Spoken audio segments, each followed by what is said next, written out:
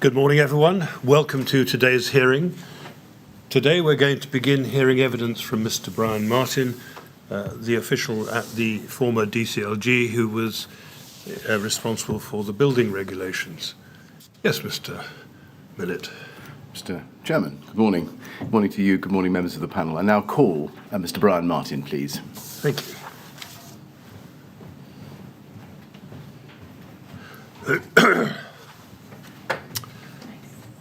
Good morning, Mr. Martin. Morning, sir. I understand you'd like to affirm. Yes, sir. The words should be there on the screen, so would you read them out, please? I do solemnly, sincerely and truly declare and affirm that the evidence I shall give shall be the truth, the whole truth, and nothing but the truth. Thank you very much. Would you like to sit down and make yourself comfortable there, please? All right. Yes, Mr. Yes, Mr. Chairman. Mr. Martin, good morning to you. Can I start by thanking you very much for coming to the inquiry and assisting us with your evidence? We are extremely grateful to you. If you have any difficulty understanding any of my questions, or you'd like me to repeat them or put them a different way so you can understand them better, I'm very happy to do that.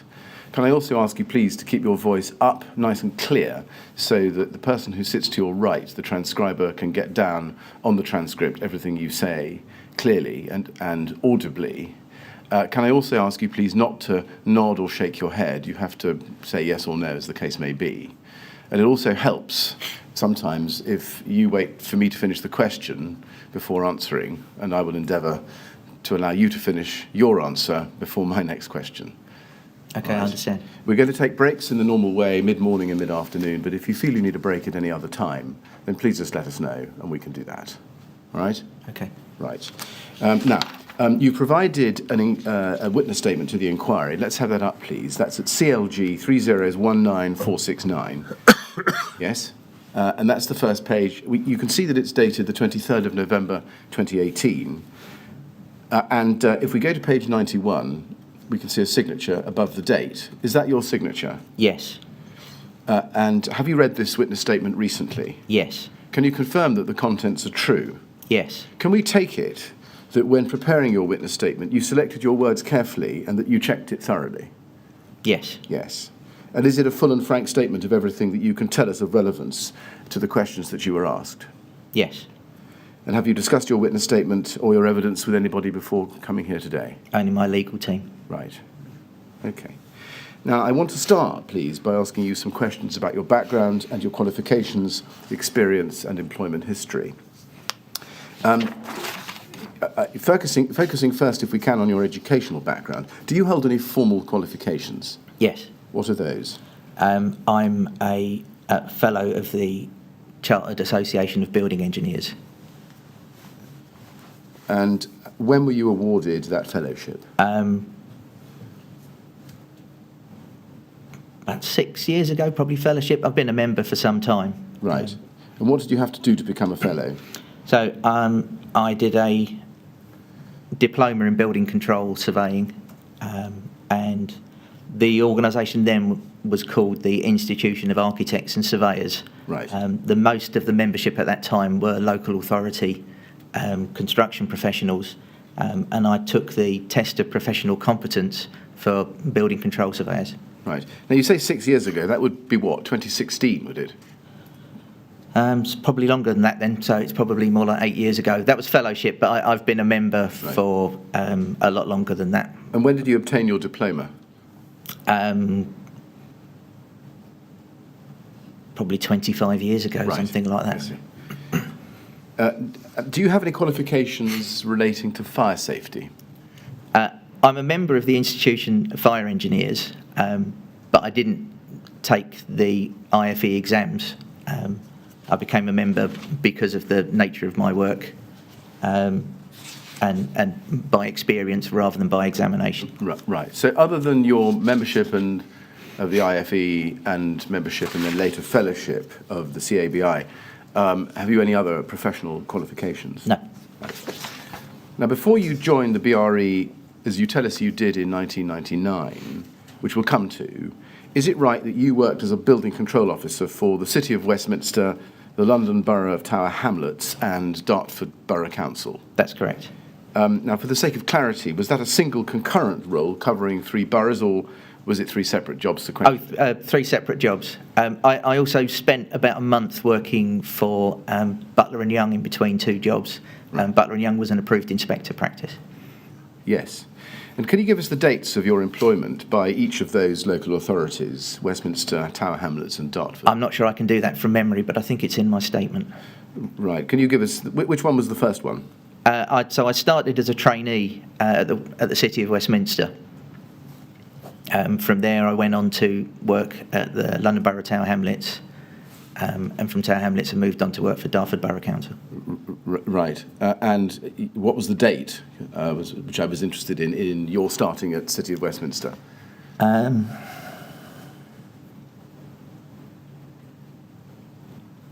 I would have been about 22, so it's It doesn't really help me. best part of 30 odd years ago. I can't remember the date. I think that's in my statement, is it? I don't think it is. That's why I'm asking you. I can't remember off the top of my head, but I can let you know if you. Right. I mean, well, give me a feel though. How many years of experience before you went to the BRE did you have as a building control officer?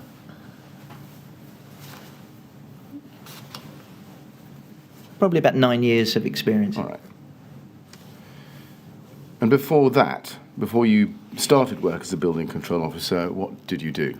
When I left school, I served an apprenticeship as a carpenter and joiner. And once I completed that, quite quickly after that, became a foreman and eventually worked as a site manager for the construction company that I'd served my apprenticeship with. Right. And did any of those roles involve fire safety? Not directly. As a carpenter, I would have installed some fire doors, so I would have been familiar with the correct installation of a fire-resisting door. And which construction company was it? J. Jarvis and Sons.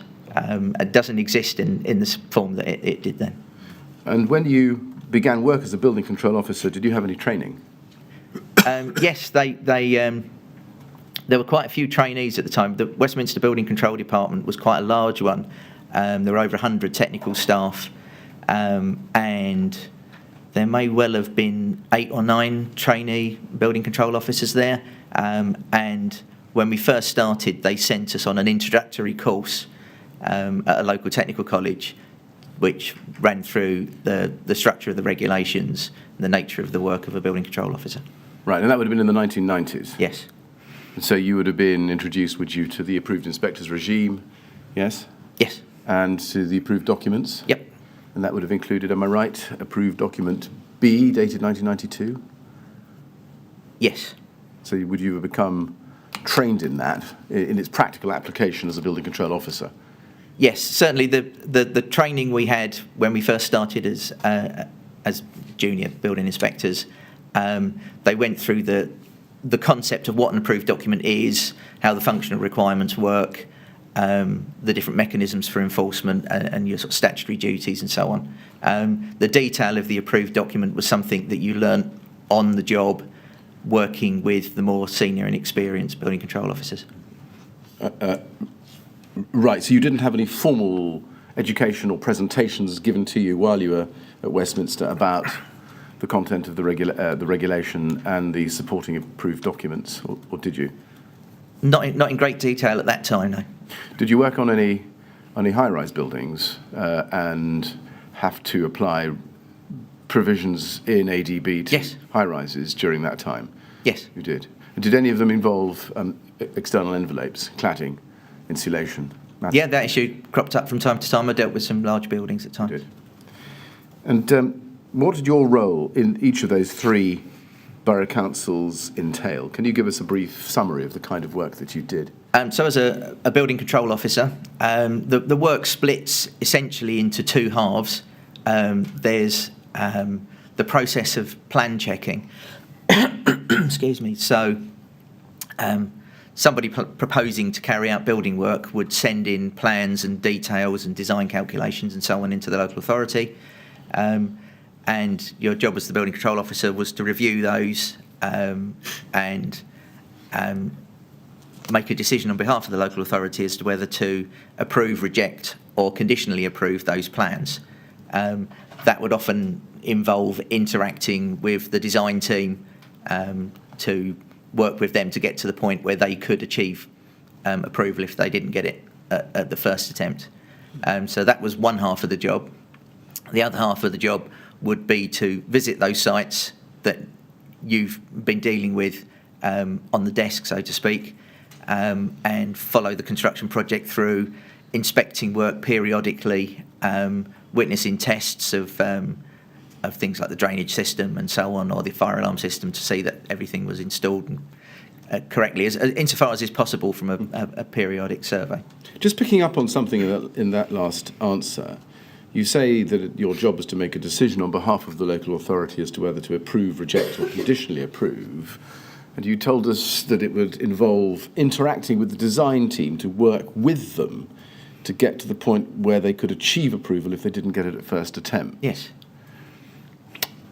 Does that mean that you saw your role as a building control officer and those around you in the same roles as essentially assisting the client to get building control? That's probably taking it a bit far. How far would you take it? So we were always advised never to tell a designer how to comply. Right. Because that would be essentially, our job is to check their designs. So if we're offering advice on how to comply, then there's no one left to do any checking. That was something we were advised against quite strongly, both as part of our training, and I recall we had some instruction from the local authorities' insurers that were quite clear that if we stepped outside our statutory duties, we might not, as individuals, be covered by insurance if we were found to be liable. So you had to be very cautious about the way you spoke to people. So it might be that you'd speak to a designer and say, look, I've got your plans on the table here. For example, you're missing a staircase. I've checked I've measured the plans, and you seem to be a staircase short. What are you proposing to do about that? And they might say, offer a number of different options, and you might say to them, honestly, that's not going to work. I wouldn't bother with that. So you'd be trying to assist them finding the right solution, but it should be the design team that's coming up with the solution. Was the line between advising the client and interacting with the client to work with them to get to the point where they could achieve approval a clear one to you at all times? It was a difficult path to tread sometimes. It's probably more so when you're working actually on site. So you might visit a construction site and see a defect, which might be perhaps it's a lintel, a beam that spans over the top of a window, and they need to be up the right way. And I've certainly been on sites in the past where a bricklayer has inserted the thing upside down. If you tell him it's upside down, clearly that's also an instruction to turn it up the other way. So it can be a difficult path to tread. And I think over my time working in building control, I think that line became more difficult to tread as the impact of competition in the building control market took hold. Did you ever advise, or as you might put it, interact with the design team to work with them to get to the point where they could achieve approval in compliance with the regulations and particularly the approved documents? Yes. Now, you told us you worked on high-rises. Can you give us some idea of the frequency in those 9 years in respect of which you worked on high-rises as a BCO? When you say high-rises, do you mean all tall buildings or do you mean blocks of flats? Blocks of flats. I didn't deal with that many blocks of flats. Most of the time I was working for, certainly Westminster, the taller buildings would tend to be office buildings. When I worked for the London Borough of Tower Hamlets, I was working on the Canary Wharf development, so that was mostly commercial development.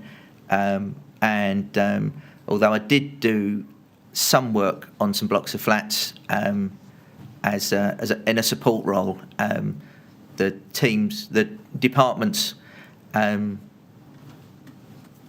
had a kind of specialist team. Some people were on leave, and I was asked to review some plans of a block of flats. So I didn't do an awful lot of work on blocks of flats.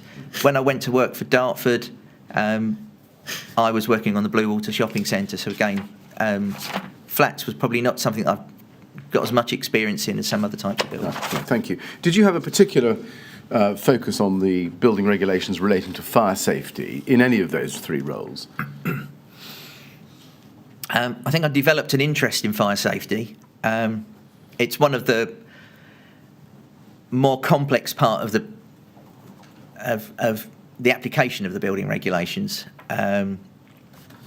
It's as I'm sure the inquiry has discovered over the last 4 years, it's a very complex subject, and I've developed an interest in the subject.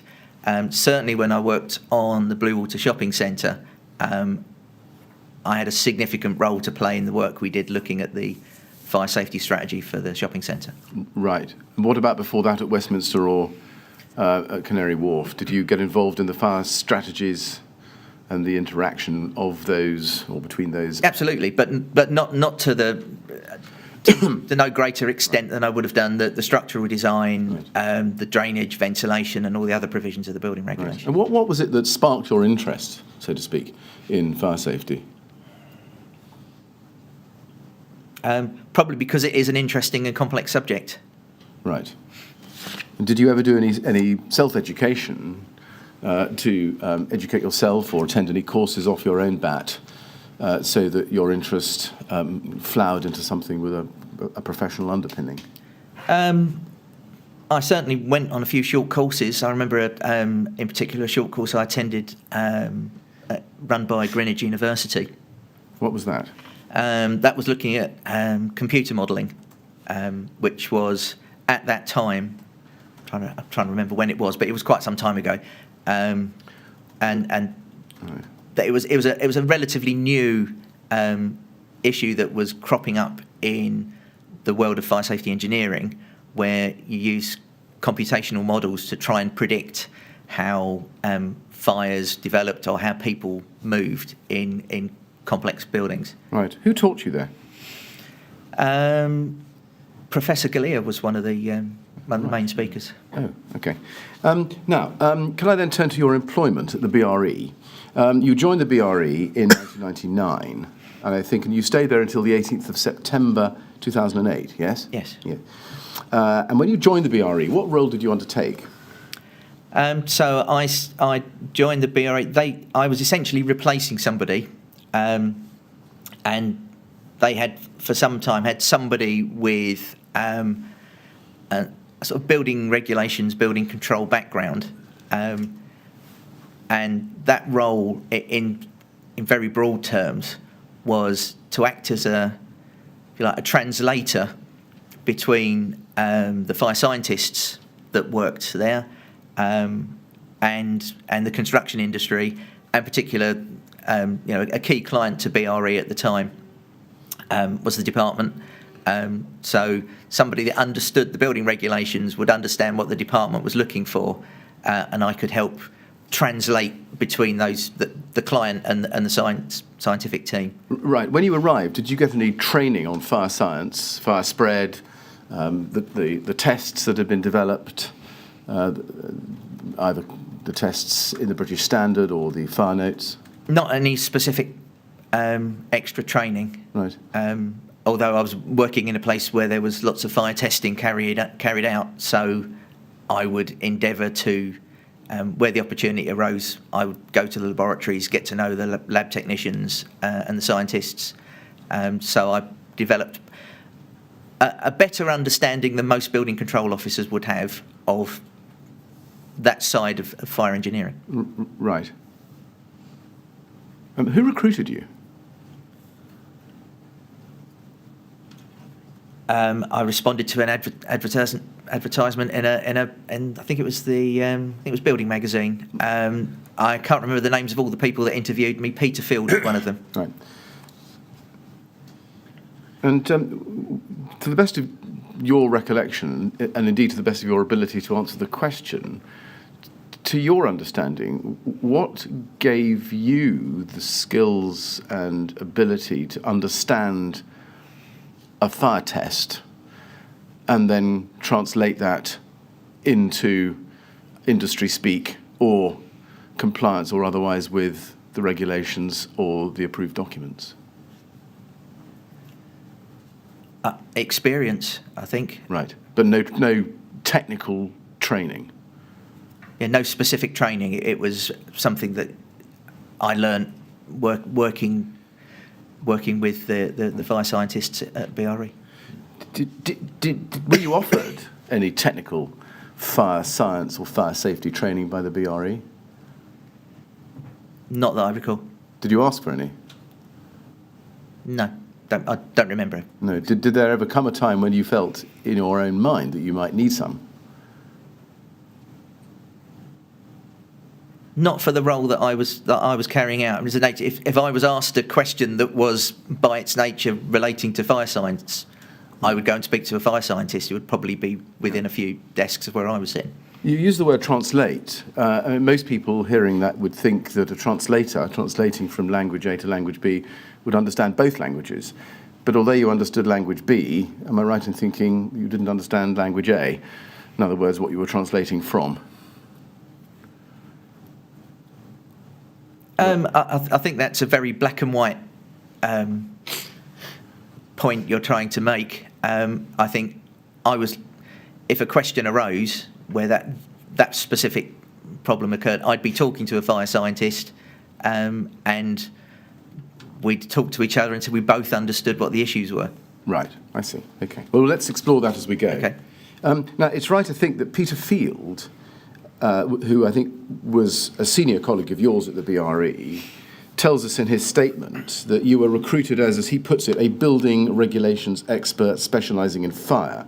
That's paragraph 40 of his statement at BRE 43710, page 9. We don't have to go to it unless you'd like to see it. That's fine. But the phrase is building regulations expert specialising in fire. Is that description accurate? Yes, I think that's a reasonable description of what I was doing. Right. So by 1999, you were, would you say, a building regulations expert specialising in fire? Yes. And how had you gained that expert specialism by 1999? Through the experience I'd gained working in building control for, say, nine years, and certainly that was reinforced by the experience I was gaining at BRE. And when you joined the BRE, which team or division did you join? Like a lot of large organisations, the team names changed with some frequency. As I recall, when I joined what was then known as the Fire Research Station, BRE had merged with what was a separate organisation some years before, and the division of BRE relating to fire still retained the title FRS, Fire Research Station.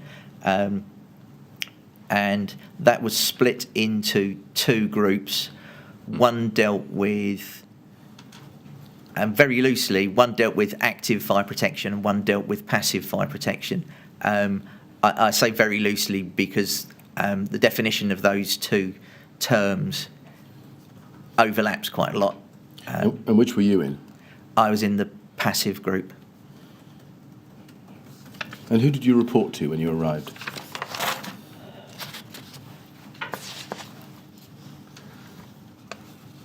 The boss of that group was Nigel Smithies. Dr. Debbie Smith led the other group. Probably Martin Shipp was my line manager, certainly at certain points during my time at BRE was, but a lot of the time I would deal directly with Nigel Smithies. And I think it's right, as you told us earlier, but do confirm, please, that when you joined, you weren't given any particular training or induction. Not specific to fire safety engineering, no. Were you given any kind of briefing pack or introduction to the work that you would be doing? No, I think the nature of the work was very varied. BRE had an unusual position in the construction industry, so some of the work would be work that was coming from the department where BRE was being commissioned to do work looking at building regulations and other issues, but we'd also get consultancy work because by then BRE was fully privatised. So a client would call BRE because they had a fire safety related problem.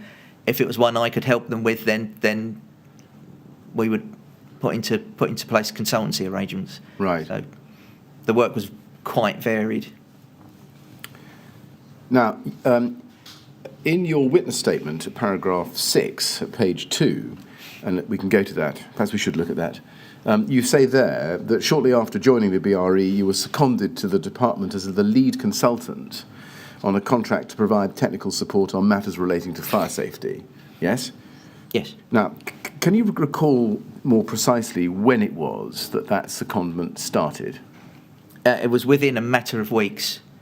As I recall, I think it was Caroline Cousins, who would have been Anthony Bird's line manager, had said something along the lines, "We're paying for a man that we never see. I want to see that he's actually working for us." I think she had some doubts about whether the department was getting value for money from that contract. And so it was decided that I should work at the department's premises so that they could see that they were getting the support that they were paying for. Right, two things from that. First of all, which contract? Was that the 5-year framework contract? I think there was a specific technical support contract at the time. And secondly, when you were interviewed for the job or when you first arrived, were you told that you were going to sit at the department for some time, or was it something that just arose a few weeks after your arriving at the BRE? Do you remember? It certainly wasn't something I was told I would be doing when I originally applied for the job, although it was clear working with the department was going to be an important part of the role. Mm. And before you went to the department, did you meet anybody from the department? Anthony Bird, for example, or Caroline Cousins? No, although I knew Anthony personally. We'd both been trainees at Westminster at the same time. Right. Now, when your secondment started a matter of weeks after joining, do you remember when in I think you said, is it September 1999? Or when in 1999 did you go across to the department first? I honestly can't remember, Right. but I'd say it was 2 or 3 days a week. Yes. Can you remember when that secondment started? It was very quick after the pretty much they had the conversation. The contract was already in place. Yes. So within 2 or 3 weeks of joining BRE, Yes. I started attending. Can you give us a rough idea of the time of the year it was, perhaps? When in 1999? I think that's what we'd like to know. Okay. Well, if I joined BRE in September, it would have been October, I guess. And when you joined, was it 2 to 3 days a week? Yes. So it was 2 to 3 days a week at the department and 2 to 3 days a week at the BRE. So That's roughly correct. 50-50. Yes. Yes. Now, can you give us, as briefly as you can, a summary of the roles you worked in while you were at the BRE in that 50% of the time, between 1999, when you joined, and 2008, when you moved full-time to the department? So when I was working at BRE, I tended to be involved in most of the contracts that my directorate was dealing with the department. So anything that was commissioned by the department relating to building regulations, I would tend to be involved, if only to help the project team understand the department's objectives. So that might vary from a very small contribution to a project to something larger, and then a mixture of consultancy projects for a range of different clients. Right. I see. I'm going to come back to that answer in a moment. Just before I do, can I ask you this? Were secondments to the department from the BRE common, or were you the first and only? I think I was the only person there at the time. Right. Were you the first, or was there some other secondee before your time? Do you know? So the person I replaced was based at BRE and never worked in the actually in the offices of the department. As I say, I think it was a decision by the department to make sure they were getting value for money, that they didn't want to be paying for somebody that was sitting in an office somewhere probably actually working on a separate contract, but booking their time to the department. Who did you replace? A chap called Richard Reed. And did you meet him before he left? Yes. Did you have a handover with him? He was quite a character, but yes, I did have I think we had lunch together. Yeah. He essentially retired before I actually started, so there was a gap, but I did meet him. I see. And when you arrived in 1999 at the department, I say arrived, half arrived, did you report to Anthony Bird? Yes. You did. But you say you knew him already. Yeah. From your days at Westminster. And what did your role, very broadly, on secondment involve? So most of the work that I was doing, so Tony Edwards was the grade 7 that was leading on Part B at the time. Anthony was his assistant. There may have been another official there, I can't remember. And I tended to deal with, you might want to call it the legwork. So the department received a lot of inquiries from either the general public or people in construction. So I would deal with telephone inquiries and draft replies to letters that the department received. That was probably a large chunk of the work that I was doing. So you'd have queries about approved document B or how the regulations worked. I would help resolve those. That freed up the time that Mr. Edwards and Mr. Bird had, so they could go off and do other things. And in your statement, as you can see in front of you, in paragraph 6, you say that you were appointed as the lead consultant on a contract to provide technical support to the department on matters relating to fire safety. Did it relate exclusively to fire safety, or were there other things in relation to which you were expected to provide support? Only in relation to, well, the fire safety aspects of the building regulations would probably be a more accurate response. Right. So Part B. Yes. And while you were there, seconded to the department in those 9 years, did your role involve identifying areas for further research or for commissioning of further research? I wouldn't say that was a specific role. It's probably something that we discussed as a group from time to time. And where were you based physically during the secondment?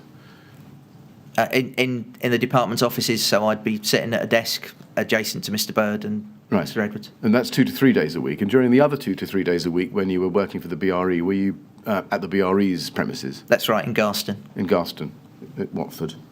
I see. Now, were there any confidentiality arrangements put in place as between the government on the one hand and the BRE on the other? I don't recall there being any specific arrangements, but clearly I would have a professional duty to my client not to disclose information that might be sensitive, I guess. Well, I don't remember it arising as a problem. No, that may not have arisen as a problem. My question is really a different one. When you went on secondment shortly after you arrived at the BRE, were you instructed, or were you asked to agree to any kind of confidentiality arrangements whereby you were required to protect government data in your hands from the BRE and BRE data from the government?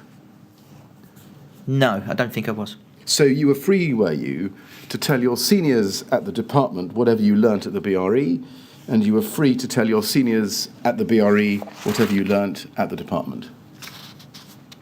No, I don't think I would have been free to do that. That wouldn't have been appropriate behaviour for a professional. Well, a professional what? My view of what the duties of a construction professional is to act in a professional way. So I wouldn't disclose information from one client to another. Well, what were the boundaries of that?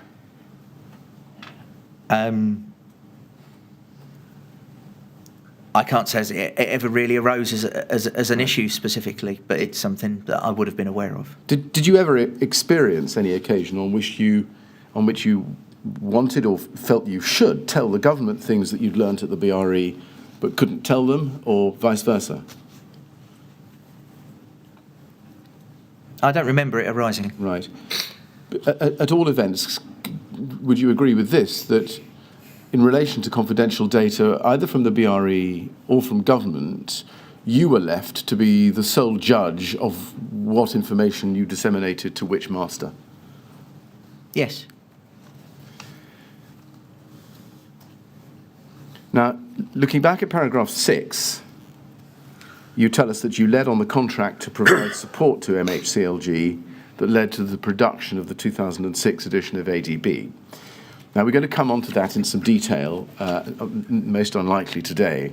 But for the moment, was that as part of your role at the BRE, or was that part of your workload on secondment to the government? So that was my role at BRE. Right. And when the contract was awarded to the BRE for the production of that edition, did you play any part in its award, either for the government or for the BRE? So I drafted the BRE's tender application. Right. You drafted the BRE's tender application, which we will see, but you were also working for the government at the time, weren't you? Yes. And did you play any role in the award of that contract? No. No. In your seconded role at the department, did you commission, or were you involved in commissioning the BRE to undertake research under the 5-year guarantee? No. In April 2003, at the end of the 5-year guarantee, I think it's right, we've heard from other witnesses and seen the documents, that the BRE entered into the Fire Safety Framework Agreement with the department, yes? Yes.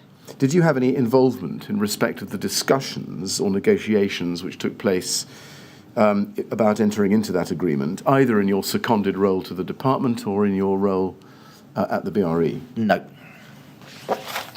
And in your seconded role at the department, did you or were you involved in commissioning the BRE to undertake research under the Fire Safety Framework Agreement? No. No. Now, in September 2008, you left the BRE and you became employed, I think, full-time by the department. Yes.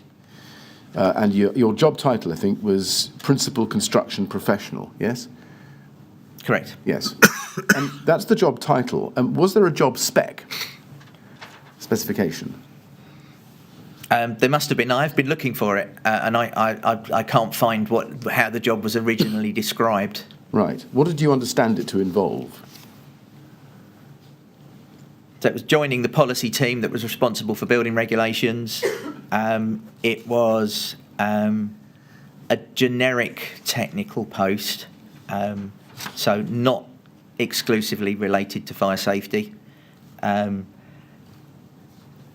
My recollection is that the deputy director that was leading the division at the time was Shona Dunn, and it must have been during the interview process. We talked about what the role would be like, and the division's function was the way the division was working was changing at that time. In that the division was shrinking. There were less technical staff, there were less staff generally, and the way the post was described to me was acting as a kind of informed client role. So there was an expectation that most of the project work that the division would be doing would be contracted out, quite similar to the way that I just recently completed the 2006 review of Part B of the building regulations, providing that support in that contract. There was an expectation that most of the work that we were doing would be appointing a contractor, and you'd be acting as the desk officer that was project managing the project and doing those parts of the work that a contractor couldn't do, which would be interacting with ministers and sort of the government machine. So it was there was an expectation I'd be working on not just fire safety. Right. And how different was that role from the role that you were performing as secondee to the department in the years before 2008? It was quite different. In what way? Well, for a start, it covered more than just fire safety. covered quite a wide range of different subject areas, and that would vary over time. I had interacted with ministers, which is something that I don't think I ever did as a contractor. So whenever, I think that was one of the reasons why I was attracted to the post, is I was always fascinated by the political half of the work that the division did that I was excluded from because I was a contractor. The job title, Principal Construction Professional, did that pre-exist your appointment, or was it coined for your arrival? I think it pre-existed. Principal is a generic term that describes people at the grade 7 role, and construction professional, I think, was to indicate that it was a technical post. Did you have a predecessor in that post?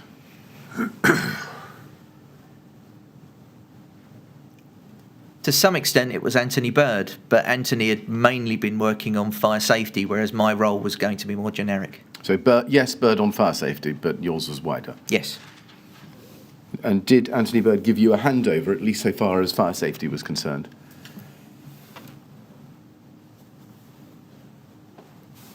I don't remember a specific handover process. Anthony was still in the department and would be my line manager, so I think we interacted regularly anyway, so I don't think that was necessary. Now, did you get any training when you joined the department?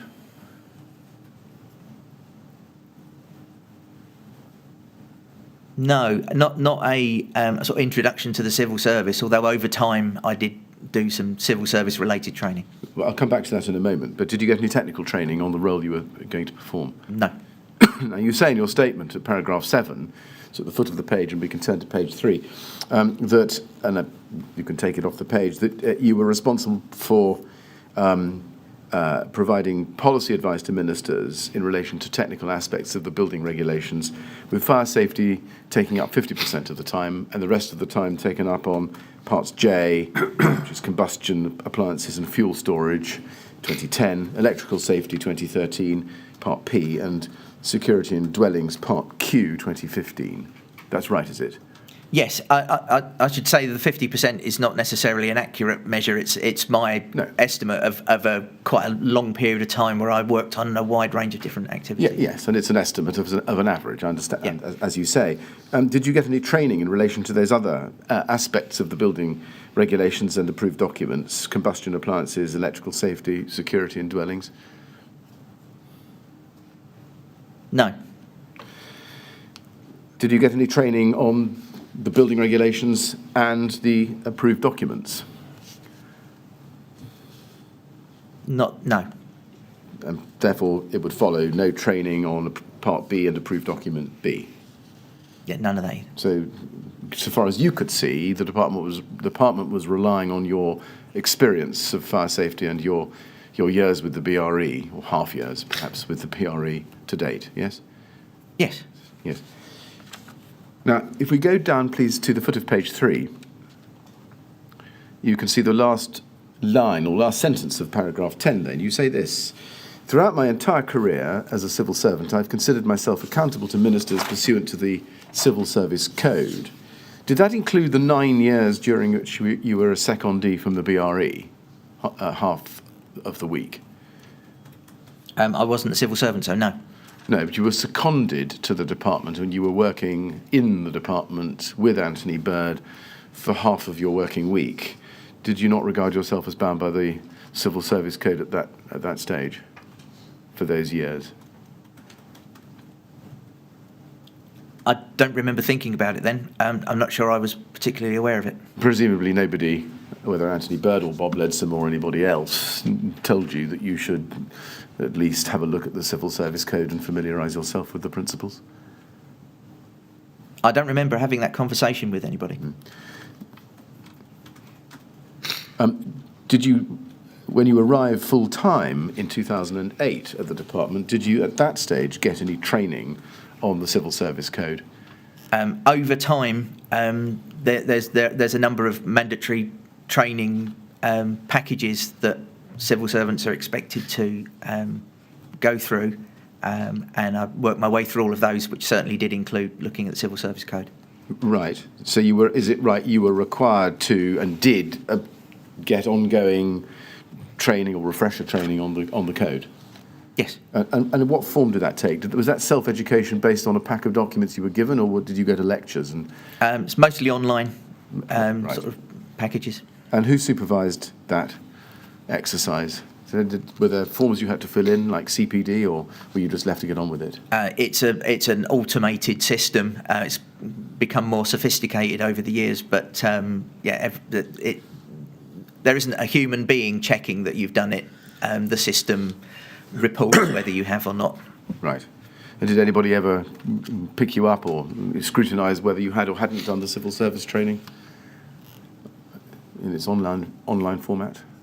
I may have got an automated reminder from time to time from the system. I distinctly remember probably sometime into my time at the department, as a division, we had a training session where we talked about the Civil Service Code.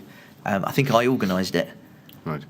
Now, you also say in paragraph 10 that you reported to Anthony Bird until he left the department in 2013, at which point you started reporting to Richard Harrell, yes? Yes. Of you and Anthony Bird, who had the greater, as far as you could tell, and I know it's a judgment call for you, but who had the greater or more detailed knowledge of the building regulations and the approved documents on fire safety, you or him?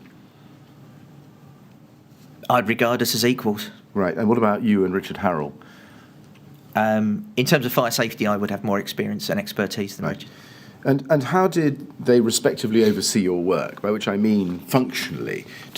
Let me give you an example. How frequently did you report to them? There wasn't really a formal reporting process. It was more that we were in a team that was co-located and we would talk about issues that were arising as and when we felt necessary. Right. You say co-located, physically sitting in an office near each other? Yes, a big open plan office, and we were all grouped in the same area. Did you have regular meetings whereby you told them what you were doing, raised any concerns with them, flagged any issues, or vice versa? There'd be regular divisional meetings, and there would be... The system changes over time. There was at least one or two times a year where you'd have a sort of progress review with your line manager. And who would attend those divisional meetings? The entire division would be invited, but it's rare that the whole division was available. It's about, on average, about 30 people, I think. Oh, right, I see. And they would be, how you say, one or two times a year? No, sorry, that would be a meeting with your line manager. So Right. there's a one-to-one meeting with your line manager. You'd expect that to once or twice a year. So that would be a formal review of how you're getting on and whether you needed any training and so on. And how often would these divisional meetings take place? On average, once a month, I would have thought. Okay. And you say 30. Who were the most senior people who attended? The head of division. So Bob Leadsom or his predecessors. Right. Now, is it fair to say that throughout your time at the department, and certainly from 2008, you were the official with the most detailed breadth and depth of knowledge on the building regulations and guidance so far as it related to fire safety? Yes. Yes. And you were the person, I think, is it right, in the department to whom others would turn, including Anthony Bird, Richard Harrell, Bob Leadsom, when a problem about fire safety cropped up? Yes. Yeah. Now, in November 2017, is it right, you were promoted to Head of Technical Policy at MHCLG, as it had, I think, by then become? Yes. And I think at that stage you reported to Bob Leadsom, who was the Deputy Director of the Building Regulations Division? Yes. Yeah. And are you still in that role, Head of Technical Policy? No. What role are you now in? I'm working in the Planning Directorate. And when did you leave the role of Head of Technical Policy? 6 months ago. And why did you leave that role? I was encouraged to find an alternative post. The challenges associated with my attendance at the inquiry and the attention I was getting in the press was making it increasingly difficult for me to carry out my duties. So I was advised to find another post so that the work that my team was doing could carry on without interference. So that would be in September, October last year, 2021? I think so, yes, something like that. Right. Now, I want to ask you some questions about BRAC, please, next, the Building Regulations Advisory Committee. It's right to think that BRAC is sponsored by the department, yes? Yes.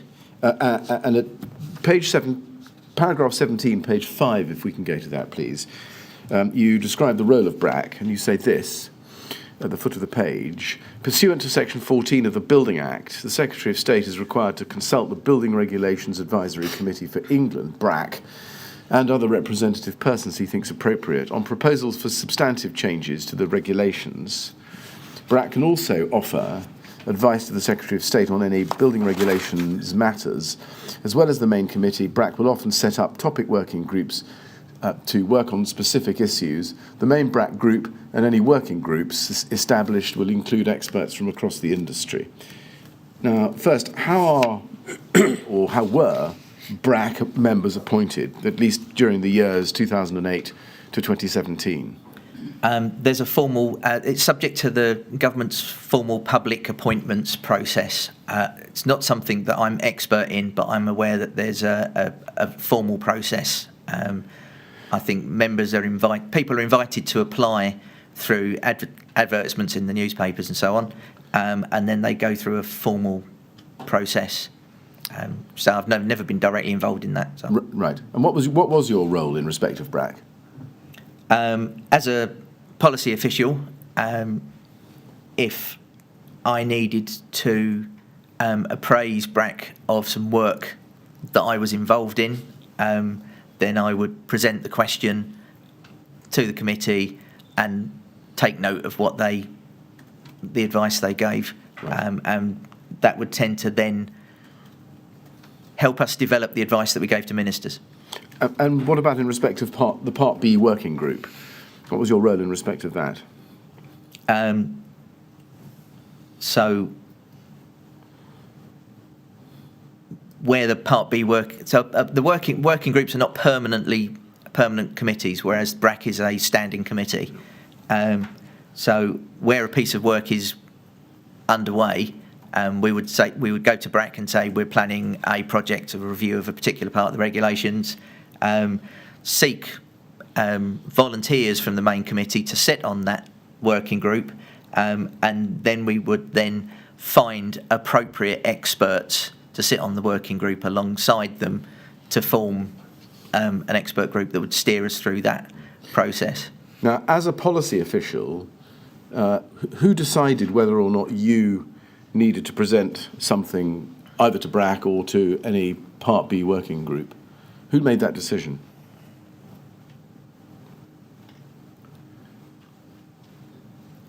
The decision would probably rest with the Deputy Director for the division and the Chair of the committee. The chair of the committee wouldn't know, would they, what needed to be presented to them until it was presented? Well, the Chair of the committee could ask. Certainly, but where they didn't, and a decision was made to appraise either BRAC or a Part B working party, or any other working party for that matter, of a policy matter, who would make the decision? Who would make the decision that a particular policy question needed to go to BRAC?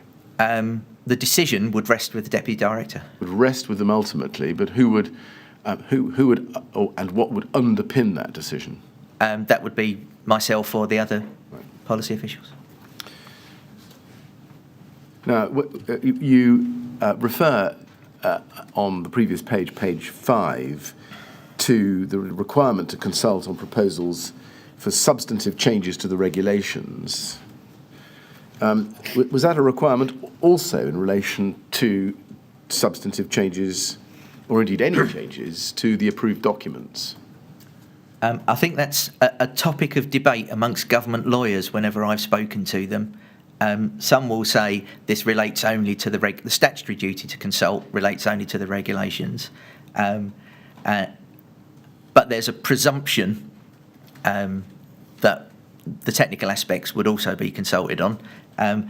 I think others in the past have suggested that it should apply to both the regulations and the guidance. Right. Custom and practice for all the time I've ever been involved in this is that you would consult on either changes to the regulations or the approved documents. It would be good practice to do so, and against government policy not to.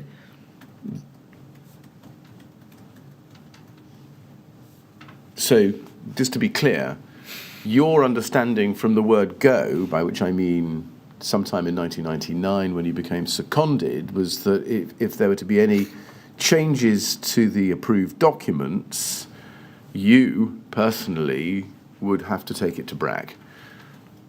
You thought that? Yes. Was there any occasion on which you took legal advice about that you can recall?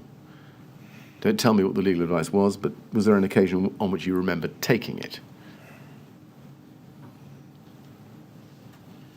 I have a vague recollection of having this conversation with government lawyers in the past, but I couldn't say when or... Right. Now, you've used the word substantive change in that third line in paragraph 17. What did you mean by substantive? I have a feeling I've used that word because it's in the Act, but I may be wrong. Right. But substantive means something which has effect. So if for instance, correcting a typographical error, which is obviously a typographical error, then we would consider that's not a substantive change. What about a clarification? And that would be a substantive change. And who would decide what was substantive for the purposes of the decision whether or not to take it to BRAC for approval? In terms of talking to BRAC, that would be a collective decision amongst the division, which would include myself. Yeah. And would it be right to say, given what you told us before, that the division was highly reliant on your expertise and experience about whether or not the change was or wasn't substantive?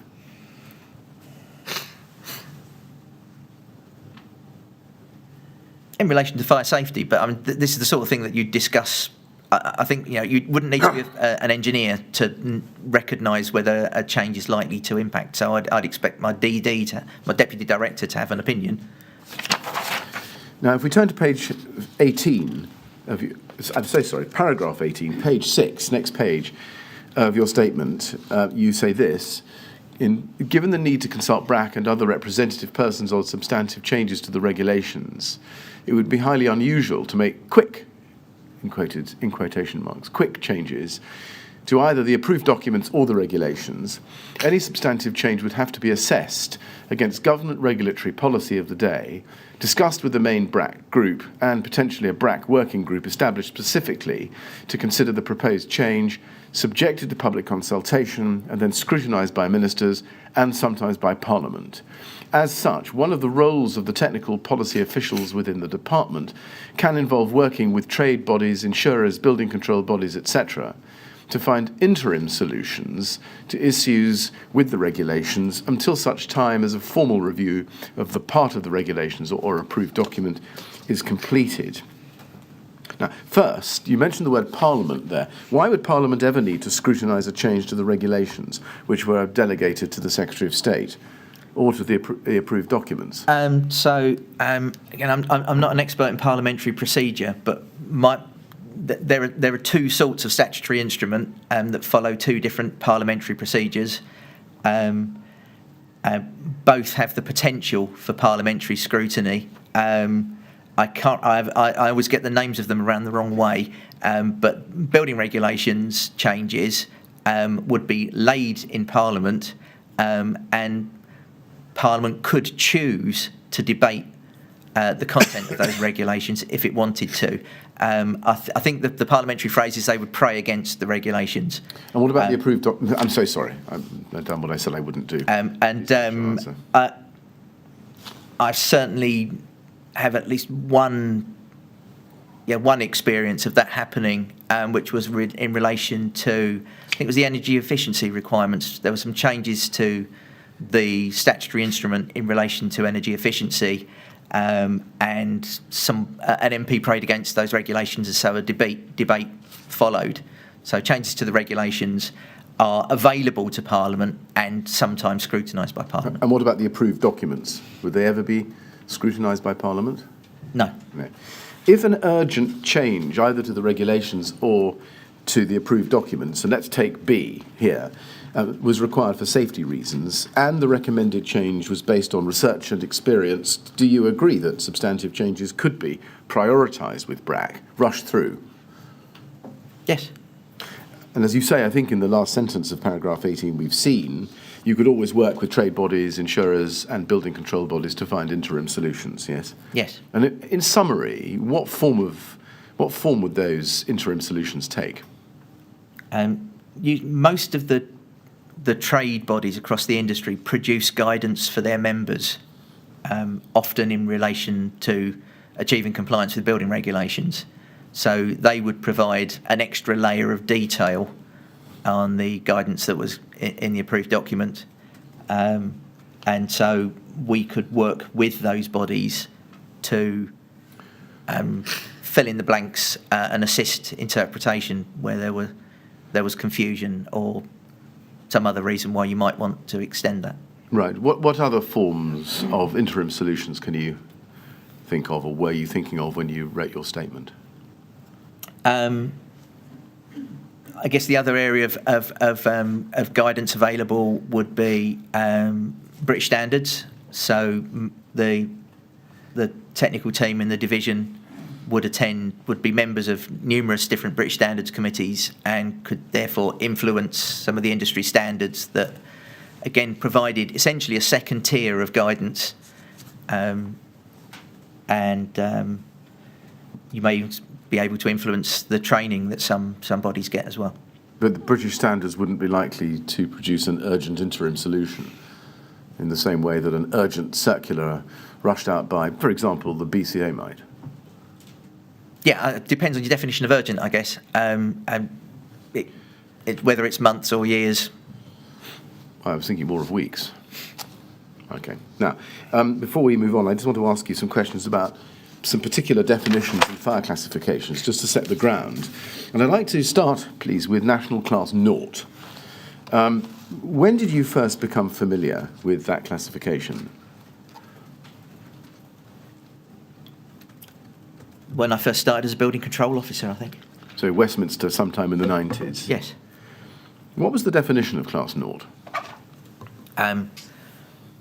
It's quite a complex definition which is set out in the building regulations. It's unusual in that it's set out in the regulations and not in the guidance now, and not in a standard. It relates to a combination of two reaction to fire tests, BS 476 parts 6 and 7 from memory. You do a surface spread of flame test. If you get a Class 1 rating, you then go to the fire propagation test, which gives you more information about heat release. And when did you first learn what you've just told us?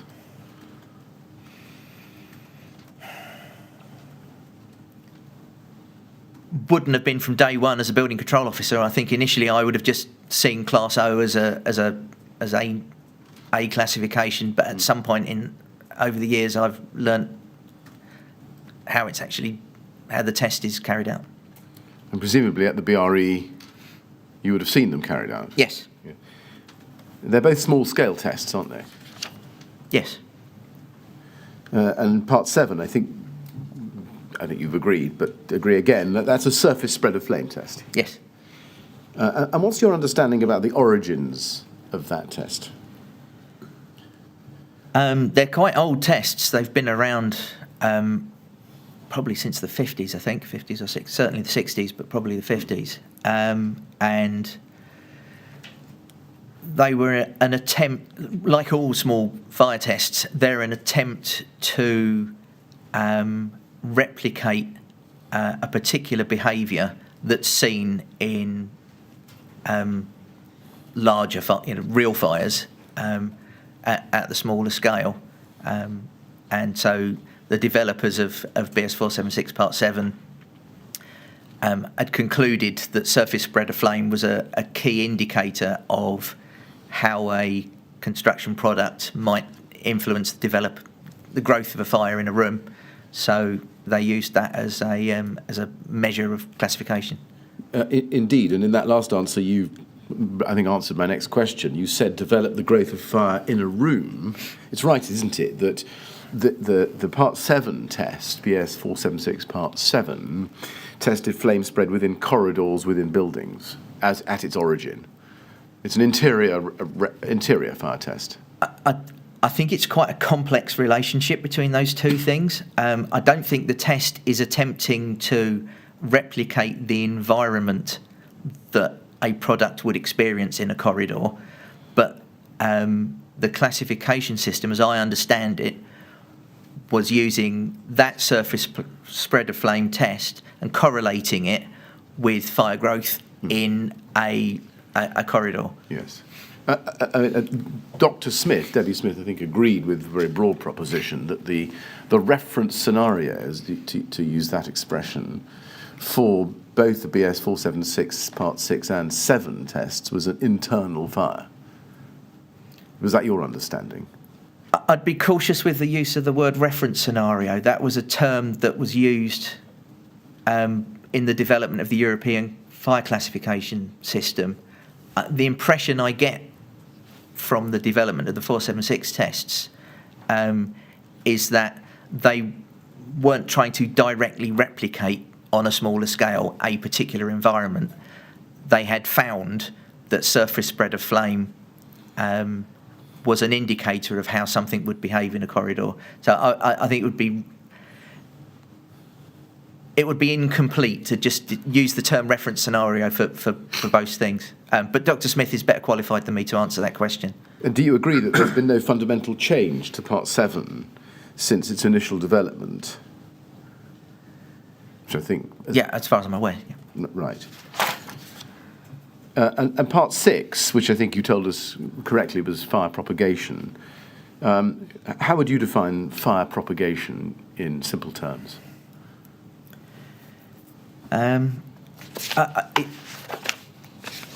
I understand it, and again, people like Dr. Smith are better qualified than me to answer that question, is it's about the amount of heat that a material releases in the particular conditions of that test. And what's your understanding about the origins of that test? Again, my understanding is that that additional test was developed at some point in history because it was felt that the surface spread of flame test didn't separate out some products that were considered to be a problem. So at some point the standards writers decided that they wanted an extra tier of classification and that the fire propagation test was the most appropriate one. You say some products that were considered to be a problem. What products? I honestly don't know. I'm referring back to a textbook I read probably 10 years ago. Right. Which textbook? I think it may well have been a book written by my predecessor at BRE, Richard Reed. Right. It's a book called Aspects of Fire. It's not an easy read, but if you're looking for the history of some of these provisions, that's a good place to start. And do you agree that the Part 6 test was developed for and intended to test fire propagation within a compartment? That's my understanding, yes. Yes, that is Professor Bisbee's opinion in his report. At paragraph 156 at page 32, if you need it. We can look at it if you like. Would you disagree with that? I can't imagine it. I mean, he's clearly more expert than me in terms of the science of fire dynamics. In terms of the history of those standards, I think it's a more complex question in that the fire propagation test isn't replicating a particular scenario. It's attempting to measure the nature of them. That the people developing those tests have identified a material behaviour that they consider is important to predict how that material behaves, probably in a room to start with, but the test itself isn't attempting to replicate those conditions. No, I follow. So I can put it to you cleanly, just in case we miss a nuance. Can I show you what he says? Can we please have up LBY 2601, LBY 2601, page 32.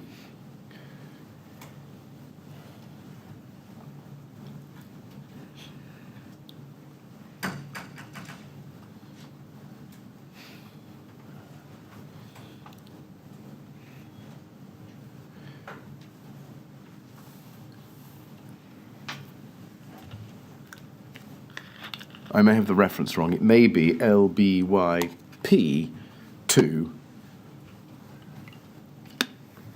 No, that is what we want. Thank you. Can we please have page 32, paragraph 156? And you can see there's a title, paragraph 4.2, the fire propagation test. And if you look at what he says there, he explains the history in the 1950s, series of 1/5 scale compartment fire tests at the fire research station. It was found, third line, it was found that products that achieved the same classification in the surface spread of flame test sometimes resulted in quite different fire behaviour in the scaled compartments. And he refers to Hurd and Fischel, the 1954 publication. And then he says this: thus it was decided to develop a new test method which could better represent and be used to distinguish between the fire hazards presented by products when used within a real compartment. And then continuing, the idea of the new test was that it should be possible to correlate its results with the observations from the scaled compartment fires. And it continues in the next sentence to the end of the paragraph, and there's a reference again there to the growth of a compartment fire. Would you disagree with what I've shown you there from Professor Bisbee's report? No, I think he's saying the same thing as me, but more eloquently. Right. Now, it's right to think, in summary, that neither the 476 Part 6 or 477 Part 7 tests were designed for an external cladding fire scenario, were they? Not that I'm aware of. And in fact, it's right that it's a test for lining materials, isn't it, on walls and ceilings? I think that's what they had in mind when they were developing it. Yes. In the light of that, what did you understand at any time to be the relevance of those tests to the assessment of the risk of external fire spread in the event of a cladding fire? I don't think until after the Grenfell Tower fire I'd ever given that any deep consideration. I think the point here is, if you're asking the question, are they appropriate for considering how something might behave in an environment other than what they were considering, I think you'd have to look at the information you get from the test, which is an indication of how much heat the product develops in the test, and decide whether that correlates with the situation you're trying to regulate. So it doesn't preclude using it for other purposes. Sorry, that's quite a complex concept. Well, you say it doesn't preclude it. I think it's right, isn't it, that the surface spread of flame test is actually a horizontal spread of flame test, isn't it? It's not a vertical spread of flame test. That's right. And therefore, even if it were, let it be assessed to be suitable for external fire spread, it would only test or show the results of a particular product burning horizontally and not burning vertically. True. I imagine for most products the two things correlate. Well, you say that. Why do you say that? Just based on my experience of having seen the test, I imagine something that produces flame spread horizontally will probably do so vertically. Right, but have you ever seen any scientific No. analysis about the distinctions between horizontal and vertical fire growth within the confines of BS 476 Part 6 and 7? No. Mr. Chairman, it's 11:15. Yes. I'm sort of mid-topic. I think this would be an appropriate moment to break, but I am not Well, at an if appropriate you point. consider that to be the case, I think we'll Yes. take the break now. I'm a little shorter of where I would have liked to have been at that point, but it doesn't matter. Right. Well, Mr. Martin, as you know, we have a break during each session, and this is obviously a good time at which to take the break for this morning. So we'll stop there. We'll resume, please, at 11:30. And now you've started giving your evidence, I have to ask you, as I have everybody else, please don't discuss your evidence with anyone I understand. outside this room. All right? Yes, sir. Thank you very much. Would you go with the usher, please?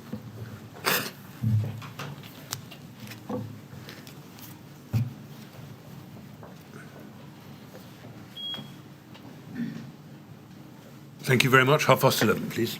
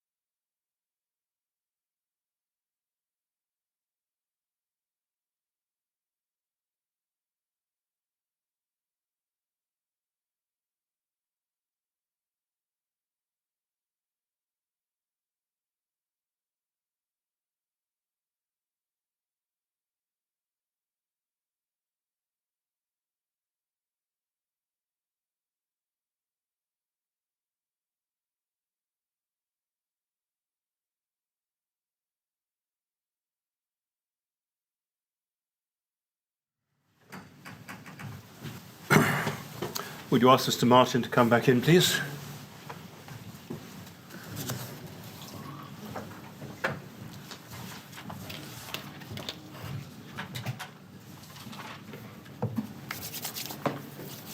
Right, Mr. Martin, ready to carry on? Yes, sir. Thank you very much. Yes, Mr. Yes, thank you, Mr. Chairman. Mr. Martin, let's go next, please, to Class North and look at it within approved document B. It's at CLG 1607, please, page 122.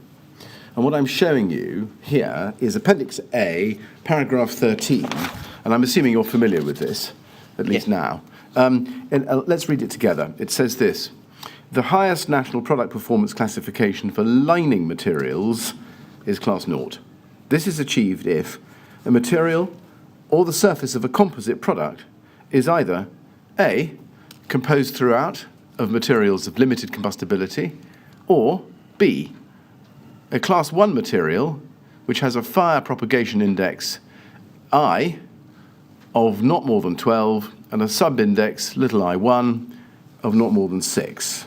Now, I've read that to you slowly and with some deliberacy. Can we take it that you're familiar with that definition? Yes. Were you always familiar with that definition?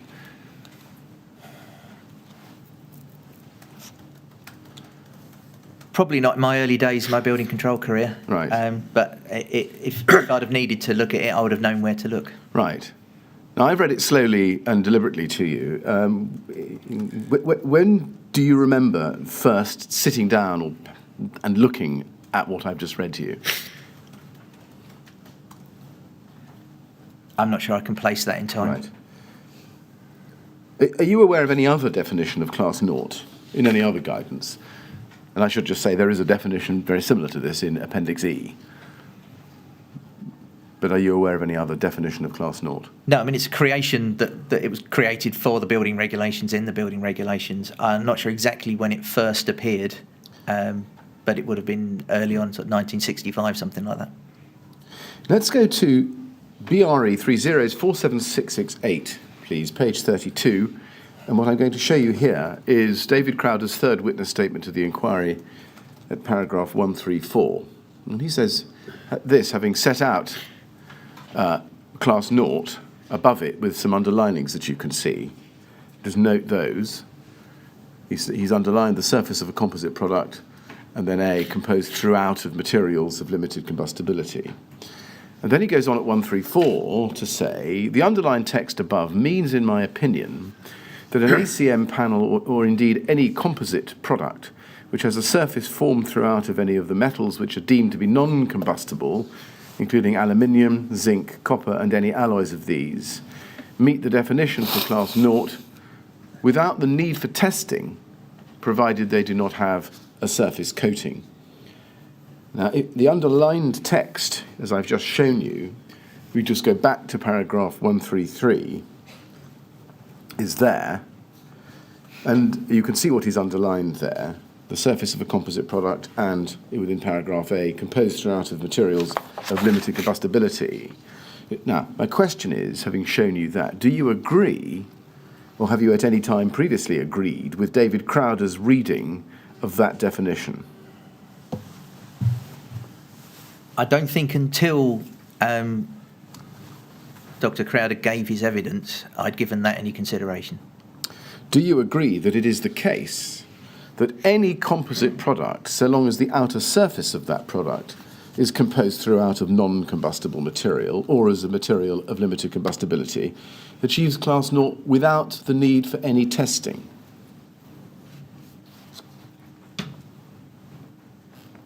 That appears to be what it says. I've never come across anybody presenting it in that way before. Right. Does that's helpful? You've never come across that argument before, is that what you're telling us? That's correct. Is it an argument with which you agree or have ever agreed? I say it's never come up before, so I've never agreed with it before. It does seem like a reasonable interpretation of the language. I think I was aware of people criticising Class O in the past for the fact that it was possible to achieve a Class O classification with a material of limited combustibility on the surface. I think I always assumed that was in relation to testing, i.e. if you took a composite product which had a material of limited combustibility on its surface, it would probably pass the test. I'd never come across the argument that you wouldn't need to test it, although I guess the outcome is the same. When you say the outcome is the same, the outcome might very well not be the same, depending on what the test result was. No, that's my point. My recollection is where people have raised the issue of criticised Class O, it's been that a product which has a material limited combustibility at its surface may well pass the test, and would be classed as Class O, whereas this argument is saying you don't need to do the test for it to be classed O. So the outcome is it's Class O one way or the other. Right, but that wouldn't be a reasonable argument, would it? You said it was a reasonable interpretation. That couldn't be a reasonable interpretation, could it? Sorry, which interpretation? Well, if it's a reasonable interpretation, that would mean, wouldn't it, that you could have a piece of highly combustible or even explosive material which would achieve national class naught without being tested, so long as it was lined on its outer face with for example, a 1 micron aluminium foil facer. I would certainly be concerned about that. As I say, it's not an argument that I've ever come across. But in terms of, is that a reasonable reading of the words, I can't disagree with Dr. Crowder. Right. Does Dr. Crowder's interpretation not trouble you? Yes, I think it does. Is it? I think from your previous answers, can we take it that you've never discussed this argument with him or anybody else at the BRE? No. No, or in the department? Never discussed it with anybody. No. Now, you're aware, I assume, and tell me if this is wrong, that for many years, and indeed until after the fire at Grenfell Tower on the 14th of June 2017, the guidance in approved document B in relation to external surfaces of buildings directed that the provisions of diagram 40 were followed. It wasn't always 40, the numbers sometimes changed, but yes. But yes, and you're therefore presumably familiar with the provisions of diagram 40, yes? Yes. And that the materials required to be used on external surfaces of buildings with a habitable story over 18 metres were required to be national class naught or, after 2002, Euro class B. Yes. Yeah.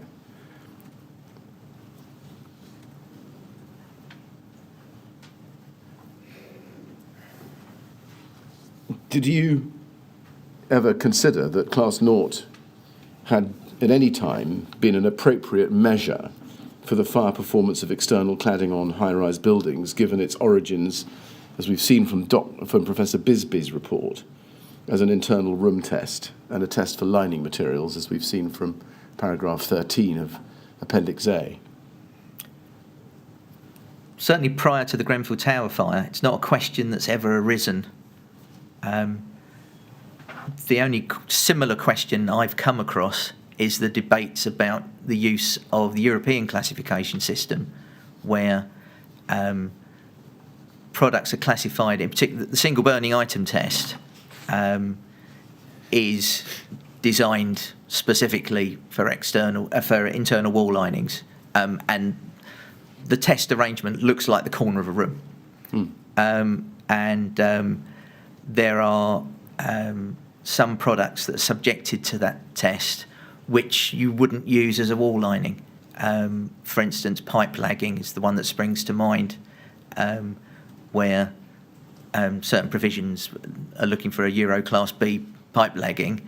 You don't line the walls with pipe lagging, you lag pipes with pipe lagging. And I think it's an inherent problem is that fire testing is an expensive and complex activity, and standards tend to use a small toolkit of fire tests to try and address a wide range of different applications. Well, whether you take Class naught or Class B, let's take them both together. Yes. Did it ever occur to you at any time when you were at the BRE or at the department, or both, that either of these classes, Class 0 National or Class B Euro, were inappropriate for a classification for external surfaces of walls above 18 metres? I think when we were looking at the question of external fire spread, when I was working on the 2006 edition of Approved Document B, we come to the conclusion that you couldn't use Class O in isolation. You needed to consider the surfaces of the wall and materials that were below the surface. Yeah, but I'm just focusing on Class 0, and if you like, Class B with its SBI route. Did it ever occur to you, when you looked at diagram 40, that these are inapposite tests for an external wall, given their origins? I don't think I'd considered that before Grenfell Tower. Right. Now, I think you'll agree that the Euro classes were first referred to in Approved Document B in and after 2002. Yes? Yes. And that was as a result of the application of the European Construction Products Directive. Yes. And the harmonisation process that we've seen. And in 2013 is right, I think that the way in which the Euro classes were referred to in diagram 40 remained unchanged in the way that they had presented in and from 2002. That's right. Yes. And indeed, they didn't change until after the fire at Grenfell Tower in June 2017, did they? That's right. No.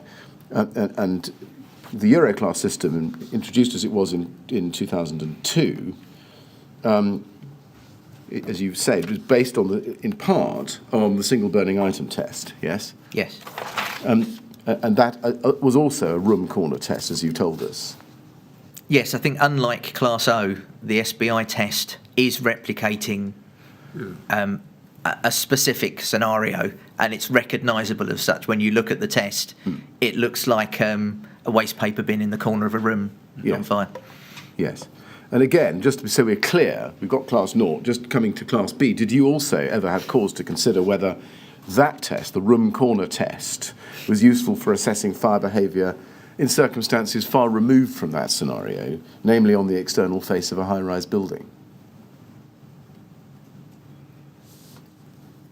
I think generically it's a subject that I was aware of, not specifically in relation to external walls. As I say, the tests get used in a wide range of applications, many of which are not directly comparable to an internal wall lining.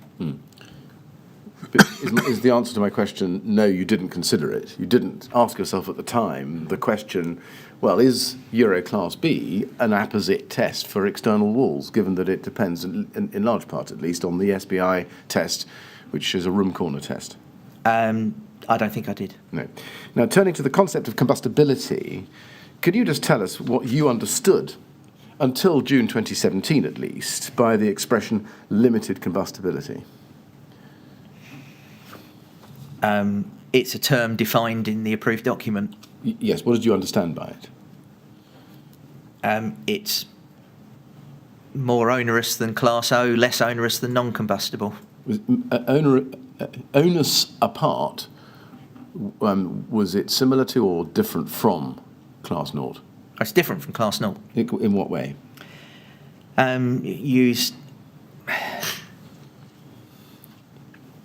Use different tests, and it is less focused on the surface of the product that's being tested compared to Class O. And has that always been your clear understanding? I think so, yes. Right. Has there been any stage, or had there been any stage in your career between 1999 and 2017 when you were unsure about those definitions or the meanings or the relationship between Class 0 and limited combustibility? No, I don't think so. Did you become aware at any time before the Grenfell Tower fire of any confusion or conflation between the concepts of Class 0 and limited combustibility in the industry? I can't say that I have. No, I don't think so. No? What about within government? Can't imagine there's anyone else in government I would have ever spoken to about this. Right. And what about within the BRE? Did you ever detect any confusion or conflation between the concepts of limited combustibility on the one hand and class naught or, on the other? No. Let's then turn to the first of the historical events I want to cover with you, and that is the fire at Nosley Heights in Liverpool in April 1991, 5th of April 1991. Now, I appreciate that at the time of that fire and at the time of the BRE's report into the fire, you were not employed by the BRE, you were not to join for another 8 years. That's correct. But we still have some questions for you. Can we look, please, at BRE 000-35385? This is the BRE's report into the fire.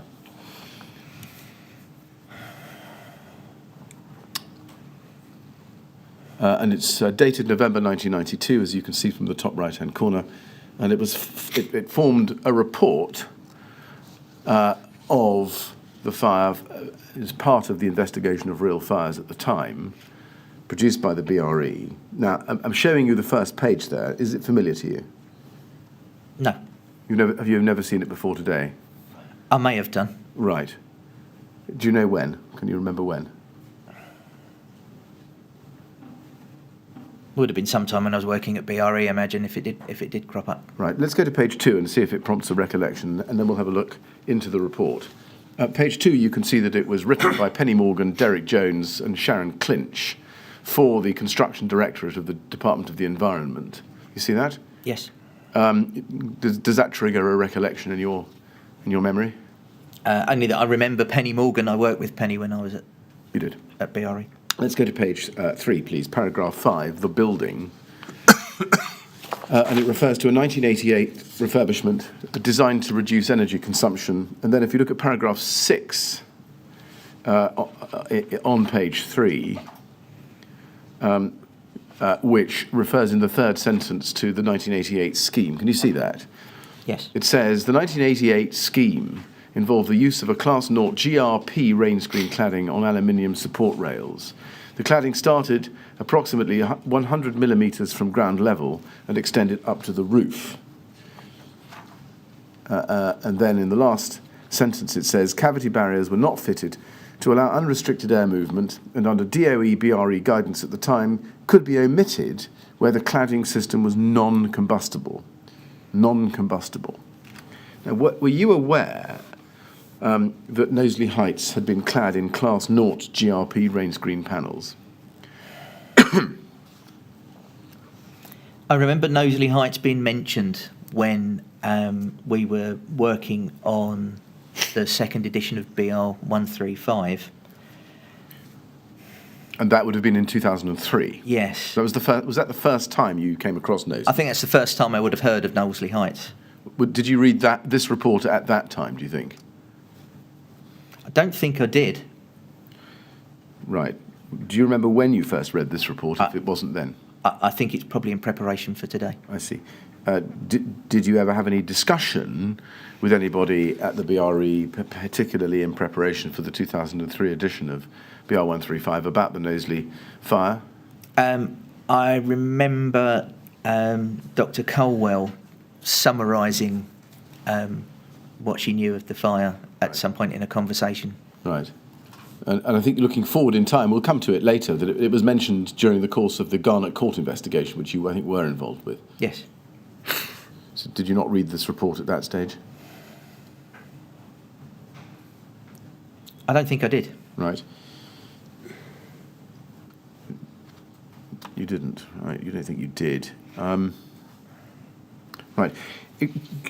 Just looking at what's on the page, where it says that cavity barriers could be omitted where the cladding system was non-combustible, did you have any understanding at any time up to 2003 that the cladding at Nosley Heights was not combustible?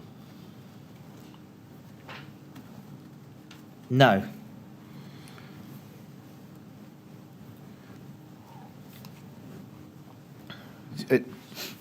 have you ever noticed at any time, even when you read this report in preparation to give evidence, that there's no reference to the combustibility of the GRP rain screen panels here themselves, as opposed to them being Class 0?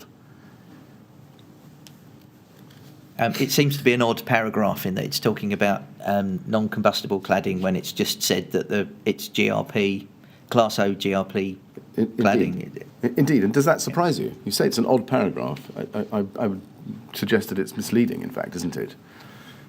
And I suggest that because it would mislead the reader into thinking that they were one and the same. Yes?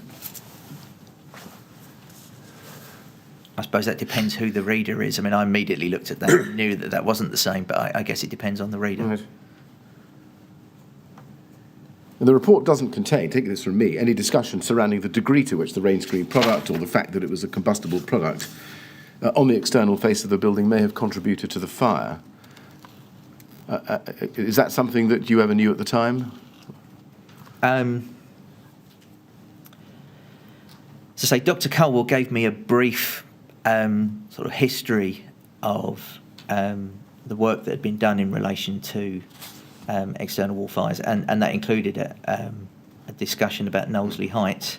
It's very difficult to separate the knowledge you've got in your head now with the knowledge you had at a particular time. Yes. But my understanding is that approved document B was changed in response to the Nosley Heights fires, in that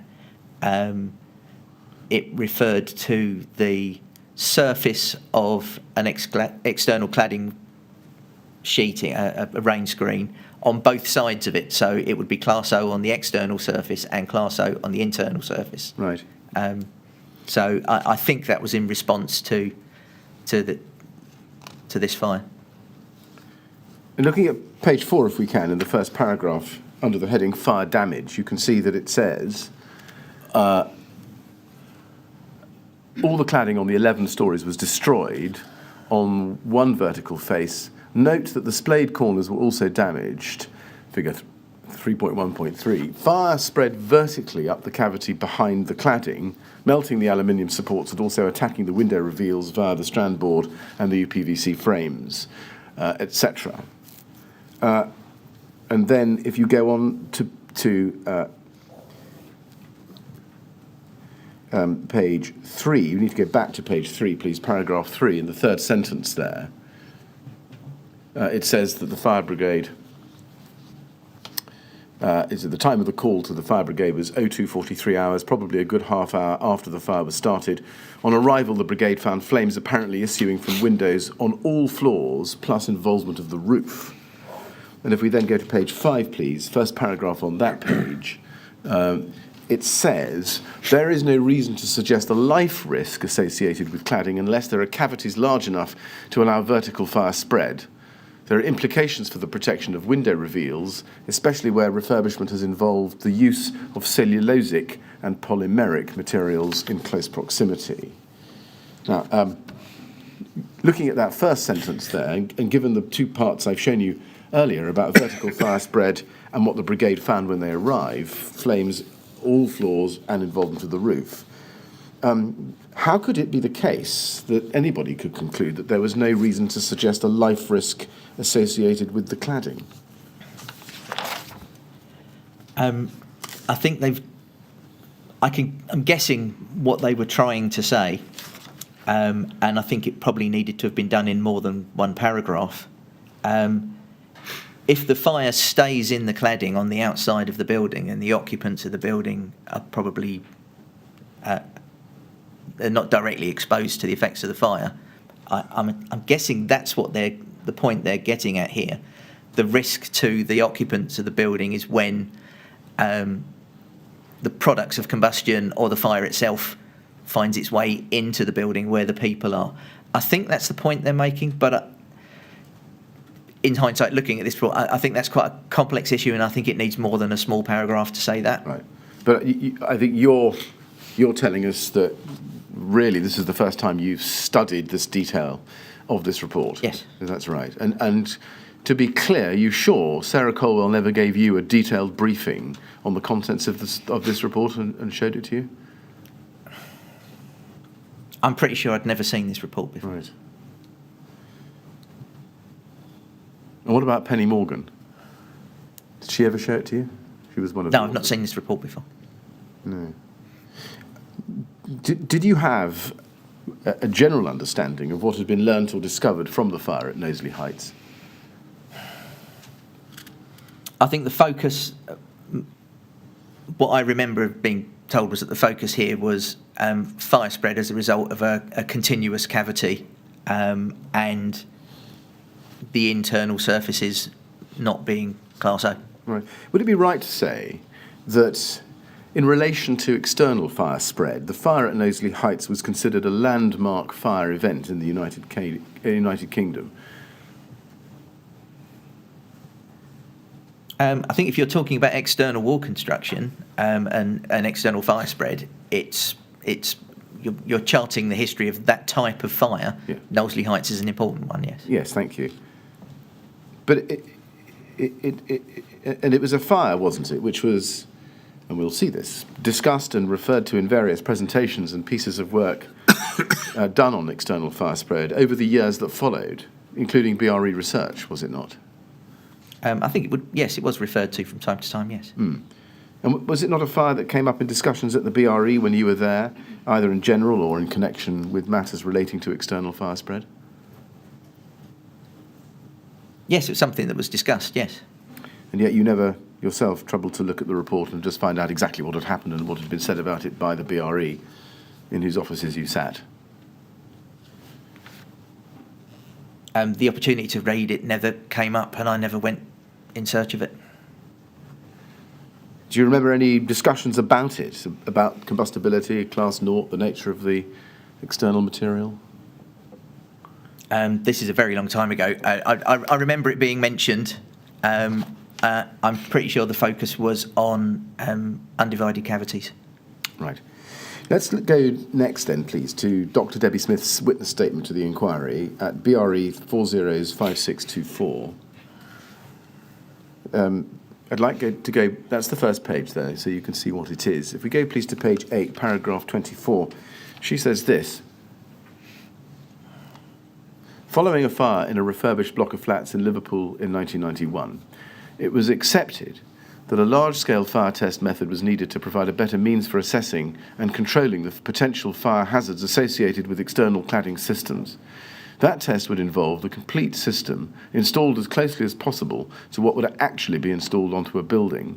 This was clear recognition that it was not possible to rely on small-scale fire test data on individual elements, materials, or components in a cladding system as a means to try to predict and thereby control the fire performance.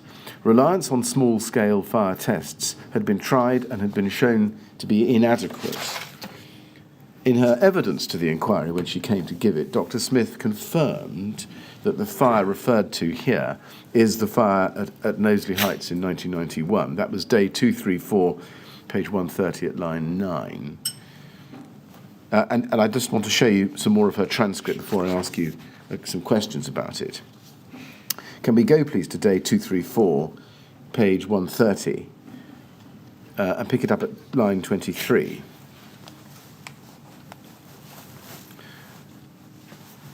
And she says at line 23, we'll wait for it to come up, and the question is, do you know when that acceptance was? When was that accepted? Was there a moment when people in the BRE or in government, to your knowledge, realised or thought that a large-scale test was required? And she says at line 2, well, I think it was first flagged prior to this fire, in fact in 1988, in the first edition of BR 135. And then, obviously, there was the follow-on work that was then conducted after this fire by Raymond Connolly and Tony Morris that then, continued through the 1990s, really. Question, was there a sense in which, although in 1988 the first edition of BR 135 had come out, there wasn't a general acceptance of that a large-scale fire test method was needed, but the Nosley Heights fire was the catalyst for the acceptance of that? Answer at line 13, yes, I would say so. And then if we turn, please, to page 132 from line 4, I'll just show you a passage there. The question at line 4, you say that a large-scale test was needed to provide a better means for assessing and controlling the potential fire hazards associated with external cladding systems. A better means than what? Answer, the small-scale fire test method. So the Class 0 methodology had been shown not to be applicable within this case. Question, so the BS 476 and 7 tests on which guidance for the fire safety of external cladding systems was based? Question mark, yes. So the route to Class 0 question? Answer, yes. Question, right. Now, focusing on the section of para 24 where you say this was a clear recognition, you say, and then there's a quotation, this was a clear recognition that it was not possible to rely on small-scale fire test data on individual elements, materials or components in a cladding system as a means to try to predict and thereby control fire performance. Clear recognition, you say, by whom? By whom was this clearly recognised? And she says, by the researchers at what was the fire research station, and given that they were working for the government customer also. And then this at line 5. So does that tell us that at some point before 2002 or 2003, at least so far as you know, and at a time after 1991, the government was aware that small-scale fire tests were an inadequate basis for trying to predict and control a fire in the external cladding of a high-rise building? Answer, yes. I think the evidence was there from that one fire incident. Now, I've read you quite a lot of that, Mr. Martin, in fairness to you, because there was a build-up to it based on the paragraph in her statement I've shown you. But I just want to focus on the last question and answer, which I've read to you. I won't read it again. But the answer where she says, yes, I think the evidence was there from that one fire incident, so far as you're concerned, is that correct?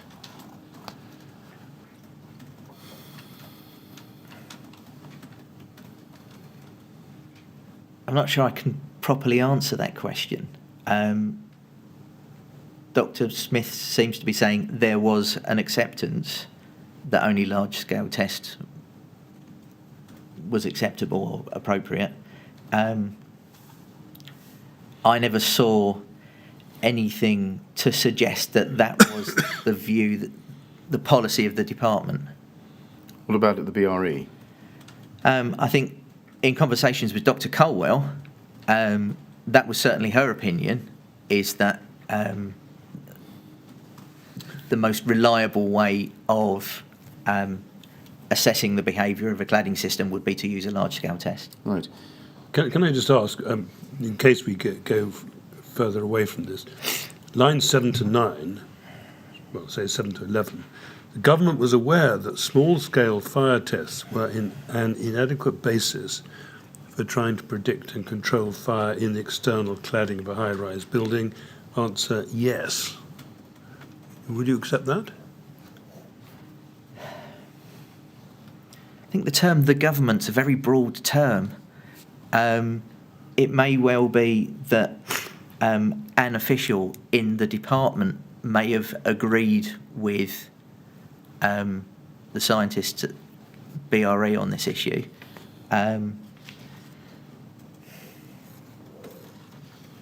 That seems to me to be different from the government. There's a consensus in government this is the right thing to do. I think that's why I'm slightly uncomfortable with this. It's not that there isn't a book in the corner of the office that says this is what the government thinks. It's No, but you were working with the relevant, fairly small team in the department that would have been dealing with this. yes. I never heard them express that view in those terms. All right, thank you. I'm sorry, Mr. Bennett, to interrupt your questioning. Did you never yourself become aware that, as she puts it in her statement, a large-scale test was needed to provide a better means for assessing and controlling the potential fire hazards associated with external cladding systems? I think, as I say, I think that was the consensus amongst the fire scientists that had looked at this subject, that they felt a larger scale test was more reliable. That's probably true of any fire test. Well, the flip side is, did you ever become aware that the route to Class 0 being dependent upon small-scale fire tests was not a reliable means to try to predict and thereby control fire performance in an external cladding system? Did you never become aware of that view? I think that was something when we were looking at the 2006 edition of Approved Document B, the question of could you use Class O in isolation was certainly the key point, I think, in that Class O would give you an indication of the surface behaviour of your external wall, but you would need to consider materials that might be below that surface. We'll come to that in due course. I'm asking you really a different question, which is about the adequacy of Class 0 as a standard for the prediction and control of fire performance per se, based on what Dr. Smith has told us. In relation to external wall construction specifically? Yes, that's what she says, for trying to predict and control a fire in the external cladding of a high-rise building. Yes, I think that was accepted, which is why it was considered that it shouldn't be considered in isolation. Well, it's not about in isolation with respect. Well, I think it is. Well, she's not made that. She's not said in isolation. The point, and I've shown you the evidence. Her evidence is that her view, and the government was aware of it, that small-scale fire tests were an inadequate basis for trying to predict and control a fire in the external cladding of a high-rise building. Okay, and I just want to know whether that was a view you were ever aware of.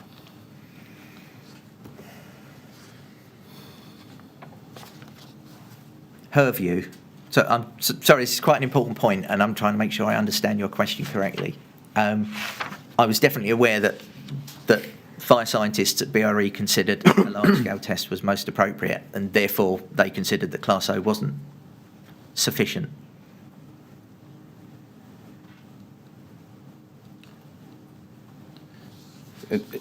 You're using words which don't appear in Dr. Smith's evidence, such as most appropriate and sufficient. These are relative terms. I'm really asking you just whether or not you ever heard the view that small-scale fire tests were an inadequate basis for, and the route to Class 0 was an inadequate basis for trying to predict and control a fire in the external cladding of a high-rise building. From fire scientists at BRE, yes.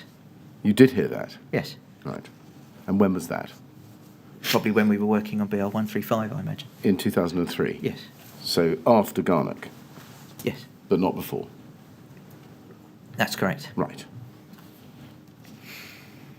Can you help us to understand, therefore, why reliance on small-scale test data to do exactly that, in the shape of diagram 40, remained an available means to try to predict and control a fire in the external cladding of a high-rise building until 2018?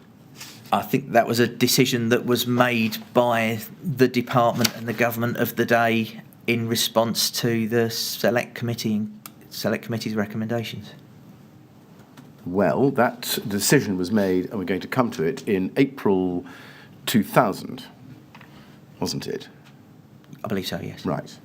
Are you saying there was a continuing or later decision to retain Class 0, notwithstanding what the BRE and the government, according to Dr. Smith, knew about its inadequacy for predicting and controlling external fire spread on a high-rise building? So,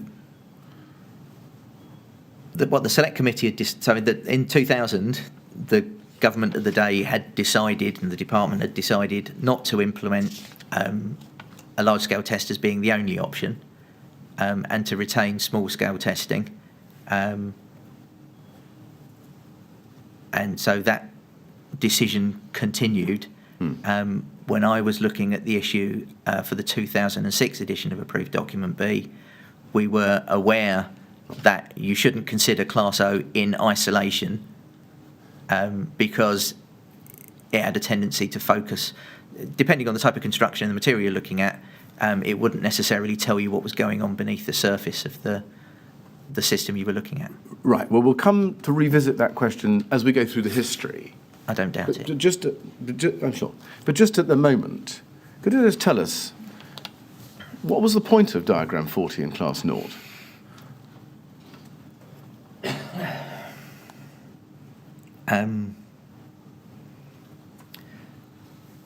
Well, diagram 40 covers two aspects of requirement B4. both the fire spread on the surface of the building from one part of the building to another part of the building. It also addresses the potential for fire spread between one building and another. So the original authors of that diagram were trying to address those two different issues and put them both into the same diagram. I think in the hope that it made life easier for designers, in that they could see the fire performance requirements for external wall surfaces, whether they were looking at either aspect of requirement B4. I guess that's why they came up with that diagram. Right. That addresses part of the point, but let me try it differently. What's the point of diagram 40 and class 0 when it comes to external fire spread above 18 metres?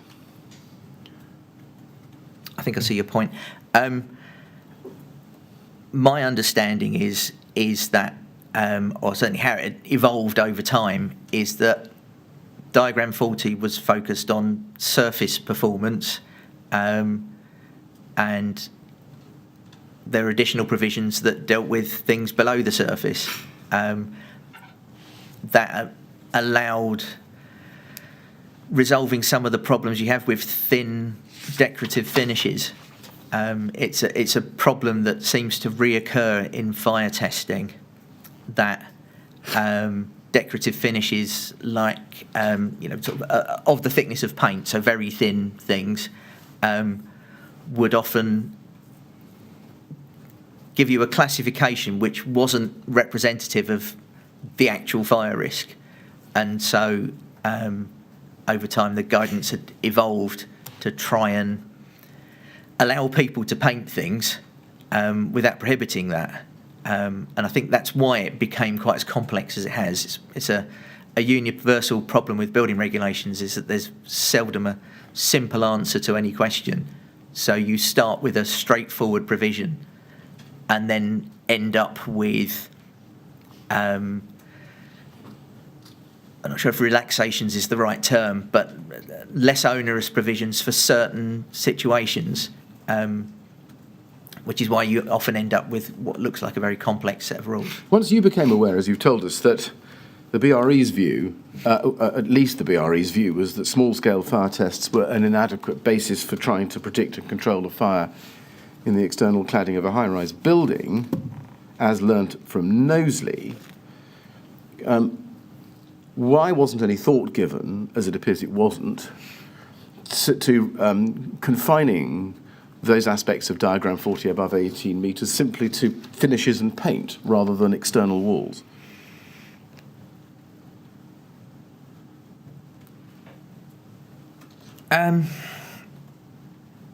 I don't recall that conversation ever cropping up. I think the inquiry's obviously picked up on this point, is where does a surface start and finish, and that is a difficult to define. It certainly isn't defined. I think in hindsight it may have been better to be more specific, or to specify a minimum thickness or so on. Well, you say in hindsight. What did you not know then that you know now?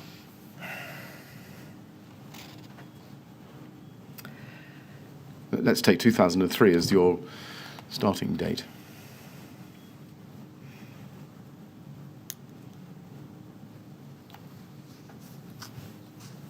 So I think the approach we tended to certainly took at the time in relation to approved document B, was to change it where it needed to be changed, and to not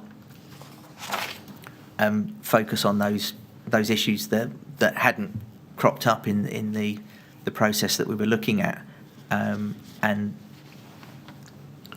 this wasn't a subject that was regularly questioned at the time. Right. But if you realised by 2003 that at least the BRE's view was that Class 0 was an inadequate metric for controlling the fire spread in an external cladding system, why was that not a change which was needed to get rid of Class 0? Or at least to advise your superiors that it was dangerous, misleading, and needed to be dumped?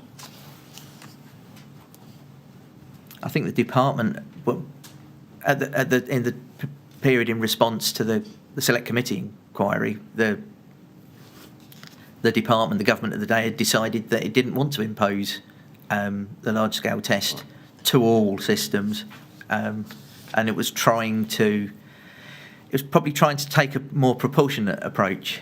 The large-scale test is logistically difficult to organise and expensive, and that would have been something that officials at the department would have needed to consider. Whereas a fire scientist, if you ask a fire scientist what's the best way to determine how something's going to behave, they'll say the largest scale test you can possibly do will give you the best information that you can get. But a regulator is trying to balance that with what's reasonable and proportionate to impose on the industry. Well, just help me with this, Mr. Martin. I quite understand what you're saying about the costs and so on of the large-scale test, but if Class 0 was an unsatisfactory measure of suitability for products on the external wall, a full-scale test wasn't the only alternative, was it? You could have said, we're getting rid of Class 0 and we're going to prescribe, or at least advise, people to use only materials of limited combustibility. They could have done that. Yeah. Essentially, that's what the government has now done. Yes. I mean, it is actually a smaller scale test. The combustibility tests are at a much smaller scale. It wouldn't show you things like fire spread in cavities, which is as much a nature of the geometry of the cladding system as it is the materials it's made of. But I think at that time the decision was made to retain Class O. Why?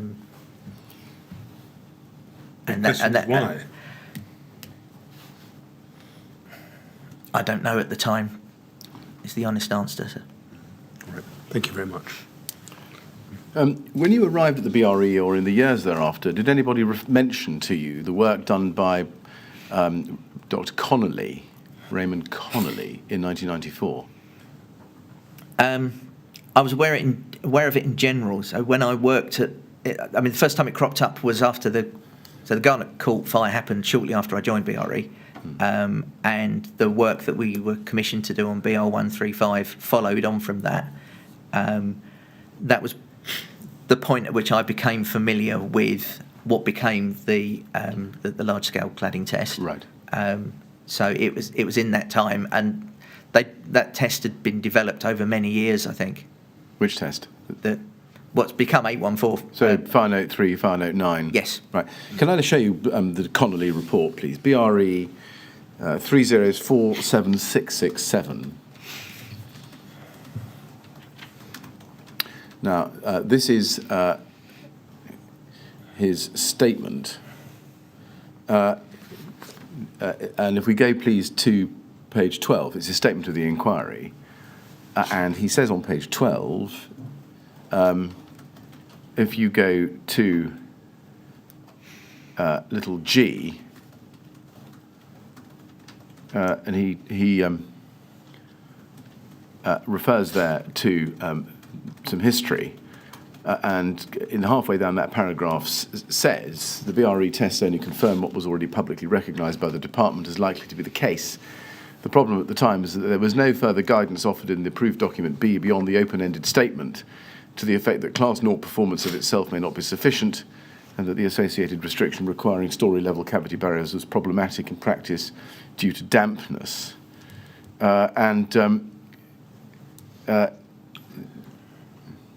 Then he goes on to say, and he refers to the various tests he's done, and if you go to page 13, paragraph 24, little Roman 1, under C, he says the fire performance observed in test number 2 clearly couldn't be considered as representing a resistance to undue vertical fire spread. Given such a performance by a combustible material achieving the highest fire rating, it was clear that the reaction to fire rating system, i.e. Class 0, was an inadequate measure of hazard if used in isolation. You see that? Yes. Was that a view That's a Connolly view. Can we go to his report, which is at RC 701, please?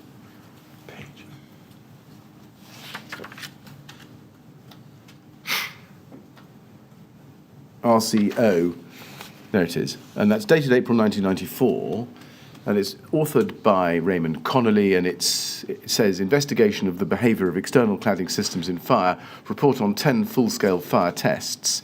Is that a document you've ever seen before? No. So you never saw this even when doing the Garnet Court investigation or doing the 2001 work, is that right? Yeah, I'd not seen this before. Right.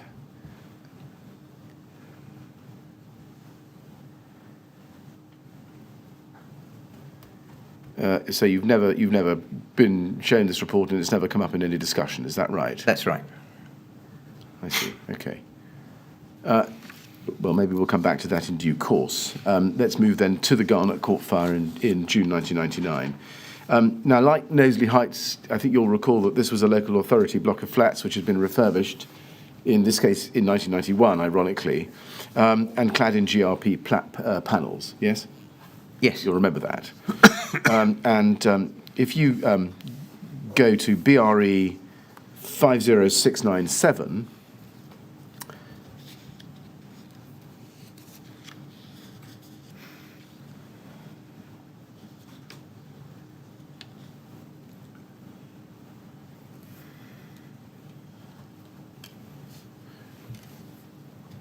BRE 50697,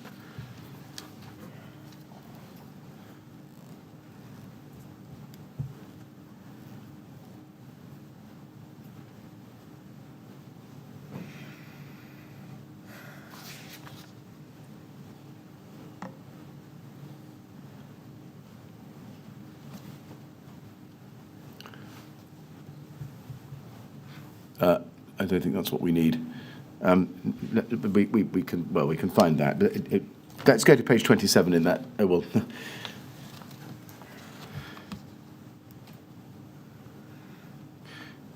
Let me do it more quickly than this. I think you'll recall that it had GRP panels. Yes. Yes. Now, after the Garnet Court fire, the inquiry was aware that the BRE investigated and produced 3 reports into the fire.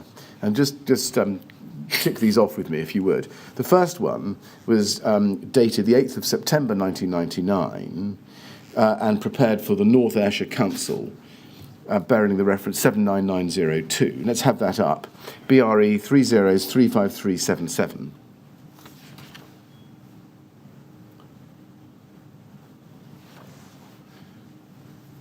And if we go, please, to page 2, in that you can see the authors and the date.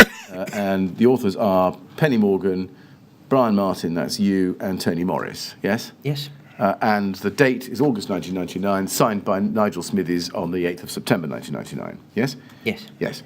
And then the second one, let's have up, is at BRE 3035377, page 22, please. So it's the same document, page 22. And this one is dated April 2000, signed on the 5th of May 2000 by Nigel Smithies, prepared by Penny Morgan alone this time. Yes? Yes. Also for North Ayrshire Council. And then the third one was the document we saw a moment ago, which is at BRE 3035375, which is the DETR Framework Project Report, prepared for Anthony Bird at the DETR. If you go, please, well, you can see the date there, August 2000, yes? Yes. And that was also prepared by Penny Morgan. And you can see that from page 2, if you just go to that. You see it? Yes. Right. Now, I want to ask you about those reports, but before I do, I'd like to ask you about the investigatory work that was done into the Garnet Court fire. First of all, how did you become involved in that investigation?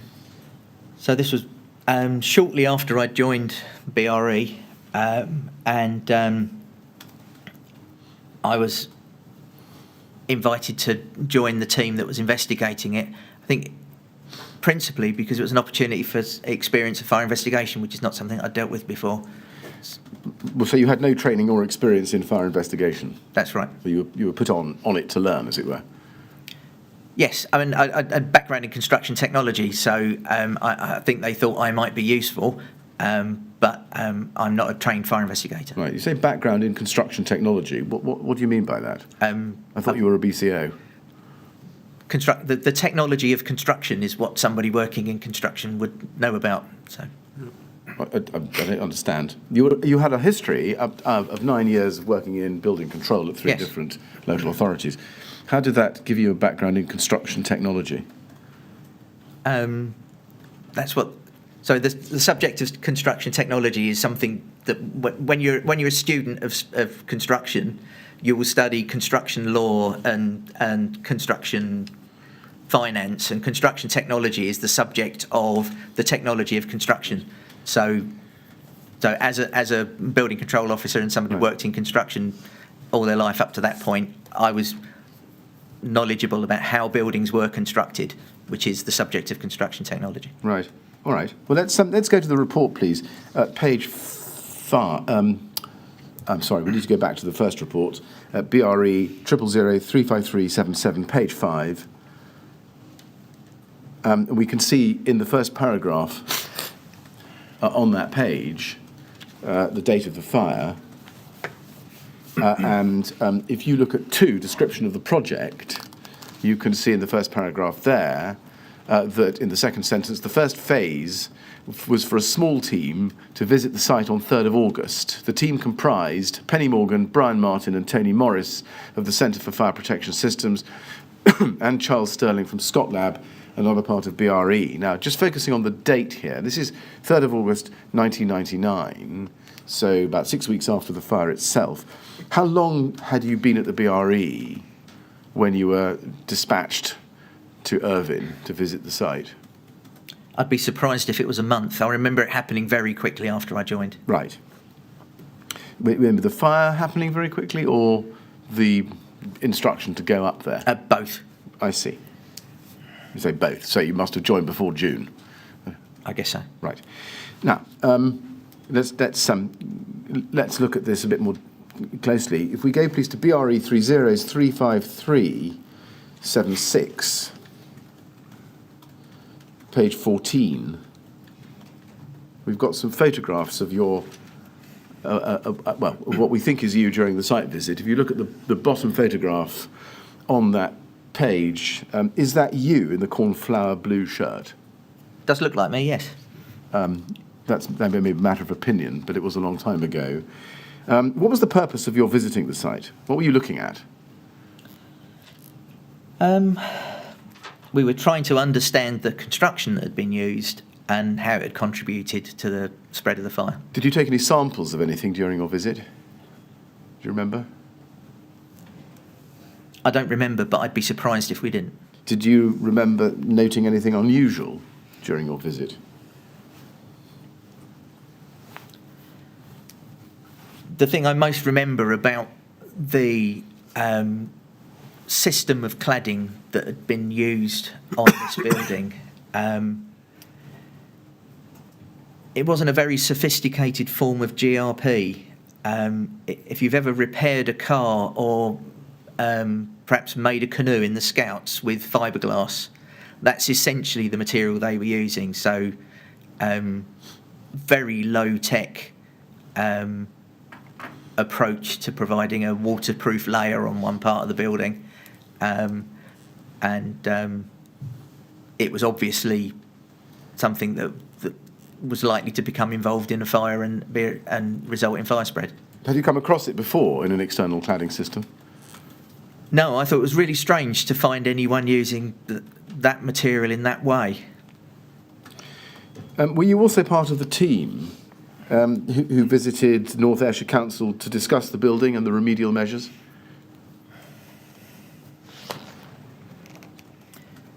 I remember meeting with the local fire and rescue service. I don't remember meeting with the local authority. It may well have been they were in the room at the same time, I can't recall. Right, well, let's see if I can prompt your recollection better. Can we go, please, to the report, BRE 3035377, page 5, please.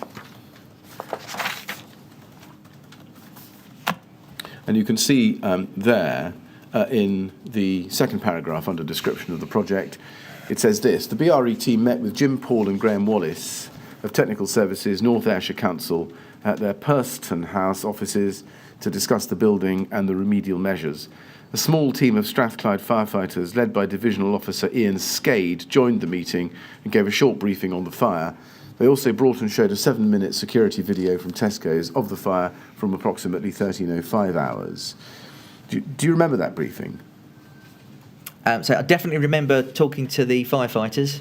I don't remember meeting with North Ayrshire Council, but it looks like I probably was in the room. Yes. Do you remember being shown a video from the nearby Tesco's security camera? I think so, yes. Do you remember was there anything in particular that you observed from that video? All I can remember now is that the cladding was on fire. Right. And you referred to samples. Do you remember what kinds of samples the BRE took away? No, I can't remember. Do you remember whether you took away GRP samples? I'd be surprised if we didn't, but I don't remember. You don't remember. And what did you learn or discover from the fire at Garnet Court in general terms?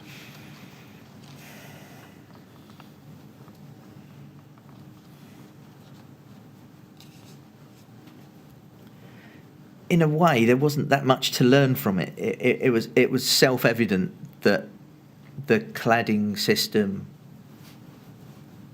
was a readily combustible material, and as a result, the fire had spread and resulted in multiple secondary fires. I think the thing I remember most is probably the conversation with the firefighters, who I remember them saying they didn't have a standard procedure for dealing with that many fires.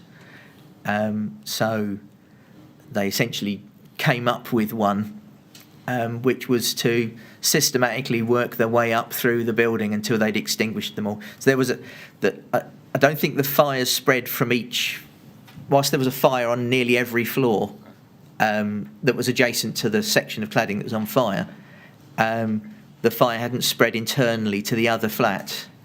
And so the firefighters had to systematically work up their way up the building, extinguishing each flat fire as they went. So by the time they got to the top of the building, these were fully developed fires. The entire contents of the flat was involved in the fire. Whereas at the lower level, the fires were probably more like a firefighter would be used to experiencing, which would be a fire that hasn't quite extended that far. So the cladding system was a medium for fire spread beyond, Absolutely, yes. beyond the compartment of origin, affecting all flats vertically simultaneously. Yes, I mean it was the cladding was this GRP material was only used in a strip up the side of the building where the windows were located, and the fire had spread up that and then gone in through pretty much every window and started secondary fires on all those floors. What did you consider to be the important aspects of the fire that you took away? Don't use combustible cladding, I suppose. I mean, it is Right. in very simple terms, and that multiple fires in a block of flats creates major problems for firefighters. And presumably, did this occur to you, challenged the very fundamental underpinning of the stay put policy? Absolutely, yes. Can we look at the witness statement of Penny Morgan? This is at BRE 3043866, please. I'll show you the first page, just to identify the document. There it is. And if we go to page 43, please, paragraph 261, she tells us this. I recall that FRS considered that the cladding was fueling the fire because there was dense black smoke surrounding the building. If there were any other materials present and fueling the fire, then there would have been a change in the colour of the smoke and flames. Did you agree with that? I don't remember disagreeing or agreeing with it. Right. How would this work? How would there be a change in colour of the smoke and flames if materials present and fueling the fire were there? I think the point that they're making is that when plastics burn, you tend to get more dense, darker smoke than things like timber. Do you remember who asked the BRE to investigate this fire for the department?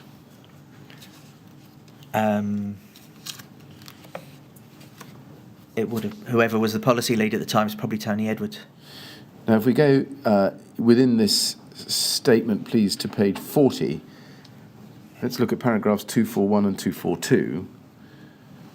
At 241, she says, to my recollection, Brian Martin may have been working at that time within Anthony Bird's team in government, which approached FRS to investigate the fire. And at 242, to my recollection, I was asked to investigate this fire by Brian Martin. Is she right about that? I haven't got a clue. I mean, if I did, I would have been passing on the message from Tony or Anthony.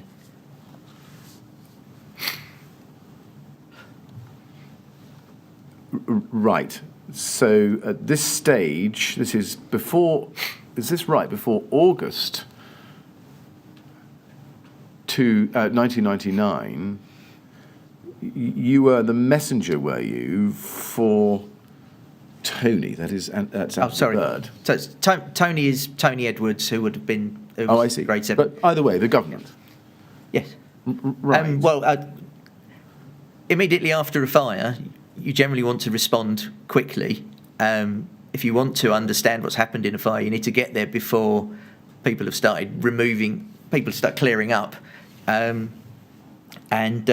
So you want to respond as quickly as you can.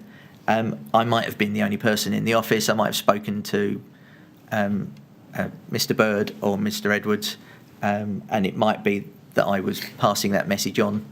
But I think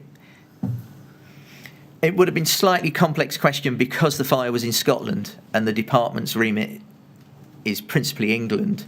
So I would have thought the policy officials in the department would have taken a view on that and decided that because of the nature of the fire, it was worth sending us to the incident, even though it was outside the department's area of responsibility. Just help me on one thing.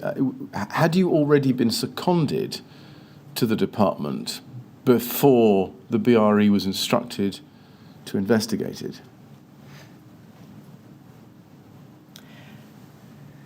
I think I remember being in the department's offices when this fire was first reported, so I guess so. Is that why you were the messenger for Tony Edwards or Anthony Bird in instructing the BRE to investigate the fire? It seems likely. They probably said, Brian, ring Penny and tell her to get down there, or words to that effect. Right. And you investigated it, what, as secondee to the department? Were you part of the investigation team for the department or for the BRE? I would have been a BRE scientist, for want of a better, a BRE worker. So I would have been booking my time to the investigations of real fire contract. So I was working for BRE at the time. And yet you were the person who commissioned it? Well, I just said I wouldn't have commissioned it myself. I would have been passing the message on from Mr. Edwards or Mr. Bird. Right. Were you passing it for them or were you receiving it for the BRE? Or both? Both, I guess. Right. Right. Now, then let's look at paragraph 243, same page. She says, FRS was asked to investigate this fire in order to consider and determine whether there were any implications for government policy and regulations. Just to be clear, FRS is Fire Research Station, I think, not Fire and Rescue Service. That's right. Yeah, just to be clear. Now, do you agree with what she says there? That's the premise of the contract, so yes. And were there any implications for government policy or regulations or guidance?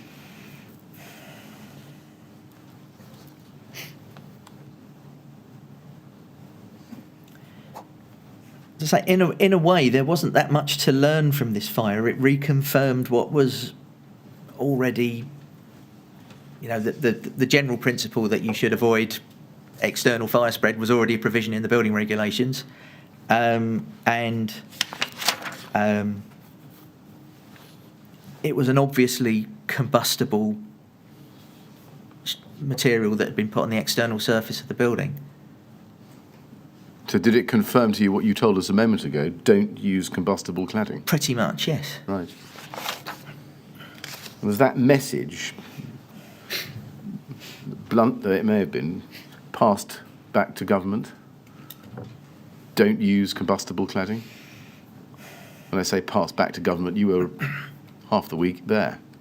I suppose that's a very imprecise way of saying it. I think Well, so. It would be control the combustibility of the external walls is probably a more precise way of well, it's different, in fact, isn't it? It is, yes. And you told us earlier, don't use combustible cladding. Can we take it that you meant that when you gave us your answer? I think the problem with the word combustible is it means different things to different people and different things at different times. Does it? Explain. If you're being precise about it, you will probably refer to a definition. I think you'll speak to some fire scientists who will tell you that everything is combustible. It's just a question of how hot you get it. And so combustible isn't a binary question unless you're using a specific definition. I'm not sure Dr. Smith would agree with that, and I'll be provided with the reference from those behind me, I'm sure. She told us that it was binary. Either something burns or it doesn't. Do you disagree with that?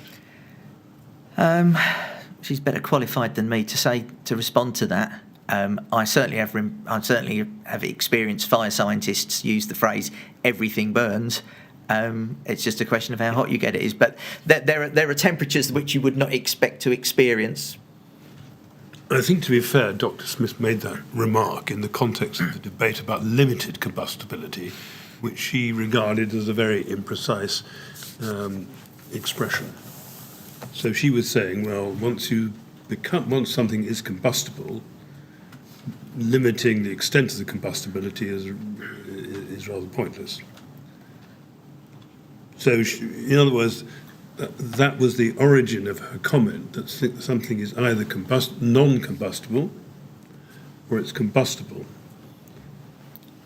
In comparison to a specific definition, yes. Well, that was a dichotomy that she was. Yeah, I think the thing is that though there is. I'm sorry, it's really difficult not to digress on these things. So when you look at whichever test you're looking at for the non-combustibility classification, if you like, there's actually a range of values you'll get from the test. So the bomb calorimeter, which is about the most laboratory-like test you'll ever see, you put 1 gram of a material powdered in a little vessel, stick it in the machine, it's then ignited in a pure oxygen environment, and you will measure heat release. And there are very few materials that give you a 0 result on that. Most of them, so some non-combustible things are more non-combustible than other non-combustible things. It becomes academic from a fire safety point of view. Sorry. No, thank you. Well, we'll revisit that, I think, later. But going back to the question of the instructions, how did you distinguish between your role as the commissioner of the report on behalf of the department and your role as investigator and co-author of the first report we saw? I didn't find that particularly difficult. The department wanted to know what happened. My contribution to producing that report was trying to usefully describe what had happened and the construction that we found, so that the department had that information to consider. And didn't find it difficult because, to your way of thinking, there wasn't a distinction really to be observed? We had the same objectives, so it wasn't as if I was acting in two. The two masters were looking for the same thing, I guess. Maybe. But would you accept that if you were on both sides of the reporting, the commissioning and the reporting, you would accept that the report wasn't fully independent because it was written in part by the person who'd commissioned it? I don't think I would accept that. I mean, the contract that the commissioning is the contract that BRE had with the department. And when I was working at the department, I was working under a different contract. So in each case, I was a contractor. Yes, but you were on both sides, weren't you? You were for the government, commissioning the report, the investigation and the report under a contract, but you were also the investigator and writing the report, the person discharging the obligations undertaken by the BRE under the contract. Do you not see the difference? No, I don't think it's particularly relevant. And as I said, I think a couple of times, I'm pretty sure I would have been passing on the message from officials in the department. Can you tell us who decided that you should be, as it were, on both sides? Was that ever discussed? Well, the decision to so the technical advice contract existed before I did, and I came in to fill the role that Mr. Reid had left. The only difference was, whereas Mr. Reid was based in Garston, when I was discharging that contract, I was based in the department's offices. And at Garston?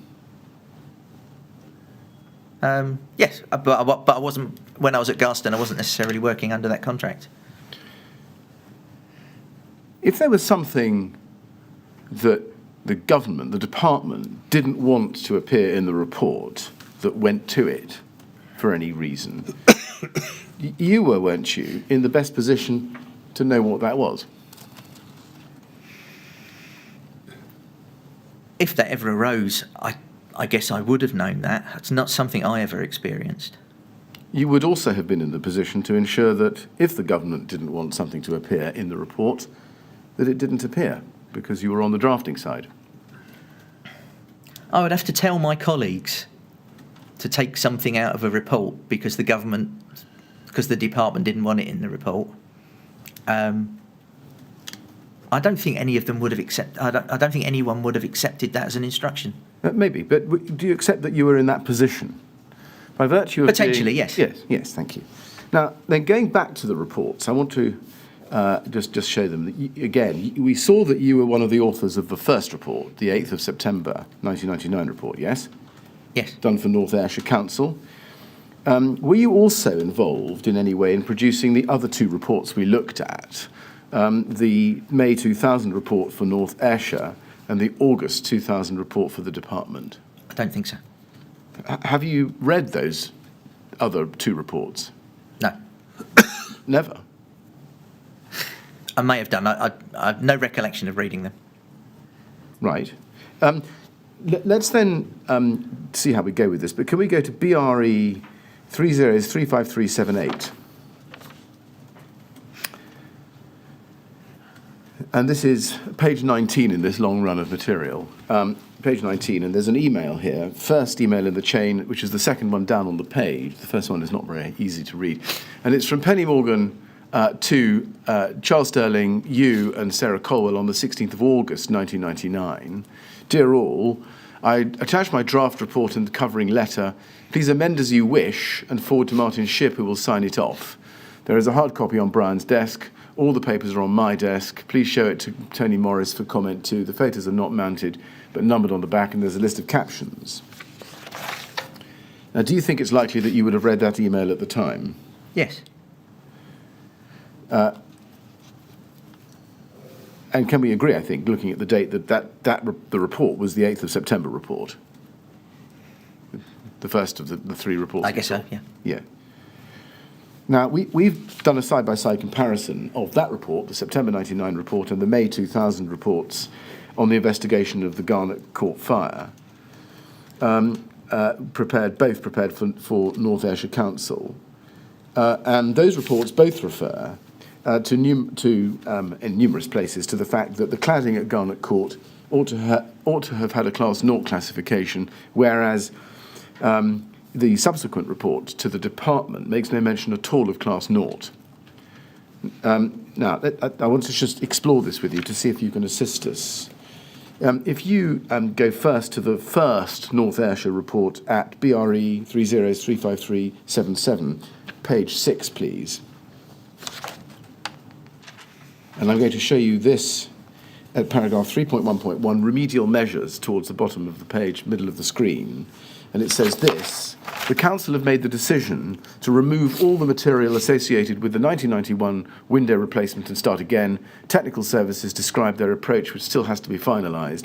They have opted for composite aluminium and timber windows, which are fully openable to allow cleaning. The spandrel panel to be an external insulated render of panels between the windows of either a non-combustible or Class 0 material. The render to be taken round the corner, as the outer edge of the building is no fines, no column, no fines in construction. A building warrant has been applied for. Now, let's keep that on the screen, please, and can we have, beside it, BRE 3035375, page 4. And what I'm showing you is an extract from the BRE's August 2000 report to the department, the first page of which I showed you before. And if we just have that up there, I'm so sorry, can we go back to page 1 and then page 2, just to be clear about it? Page 1 is that, and you can see that it was prepared for Anthony Bird in August 2000, and if you go to page 2, you can see that it was prepared for him by Penny Morgan at the Fire Safety Engineering Centre, dated August 2000, signed off by Nigel Smithies. Now, my question first on that is, did you see this report at the time? I don't remember. Is there any reason why you wouldn't have done? No. No. Either with your BRE hat on or your department hat on? Yeah, I could have seen it in either office. Yeah. Yes, thanks. Now let's go down to page 4, where I wanted to ask you about. And if we look at the top of the page, you can see that it says remedial measures. And let's just compare the two paragraphs.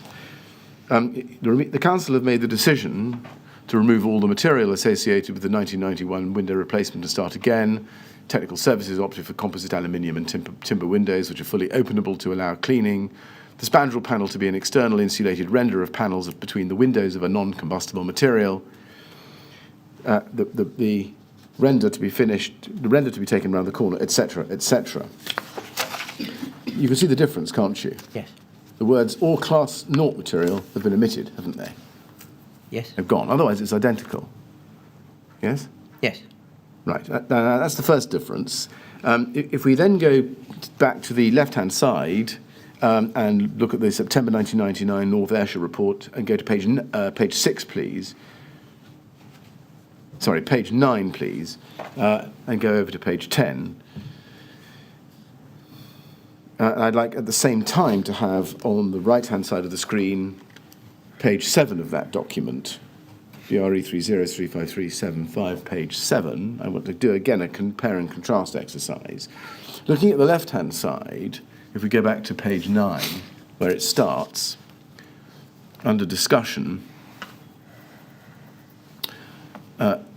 it says at the very foot of the page, in the case of the fire in Garnet Court, the severity of the initial fire and its position close to the window has resulted in the plume of smoke and hot gases from the fire moving out of the building. Initially, the plume would have been small due to the close proximity of the fire to the open window, and therefore would have tended to have adhered to the surface of the building and the GRP. The plume will have ignited the GRP and remained in contact with it and generated a self-propagating fire. This was assisted by the cavities behind the spandrel panels, which allowed fire to attack both sides of the GRP. The heavy black smoke and flames seen on the Tesco's video support this view that the GRP was the main material involved. And then you see this sentence. Although the material used in 1991 should have been Class 0, we have reservations about its current performance. And then you see this paragraph. The remedial measures planned for the high-rise blocks in Irvine should address the problems identified, i.e. damp penetration and the avoidance of an external route for fire spread. And then this sentence. We suggest that non-combustible materials are chosen wherever possible. Now, just keep those in your eye and then look at the right-hand side. And if you look at the third paragraph down, you can see it starts, in the case of the fire in Garnet Court. So it's exactly the same. And you can see the same text repeated word for word, except for the middle paragraph, which says, although it used in 1991 should have been Class 0, we have reservations about its current performance. That's gone. You see that? Mm-hmm. As has the last sentence in the last paragraph above the next heading, which starts, we suggest. That's gone as well. You see that? which refers to non-combustible. Yes. Can you help us? Do you know anything about this discrepancy between these two reports? No. Do you know why these amendments to the text were made? No. Was the reference to Class 0 removed at the request of the department? Not that I'm aware of. Was it removed at the request of the BRE? No. If you read these at the time, did you not notice that these references to Class 0 and combustibility, which were in the North Ayrshire report, were not in the report in August 2000 to Anthony Bird? No, I have no recollection of the difference at all. Can you explain how you could not have been or were not aware of that at the time?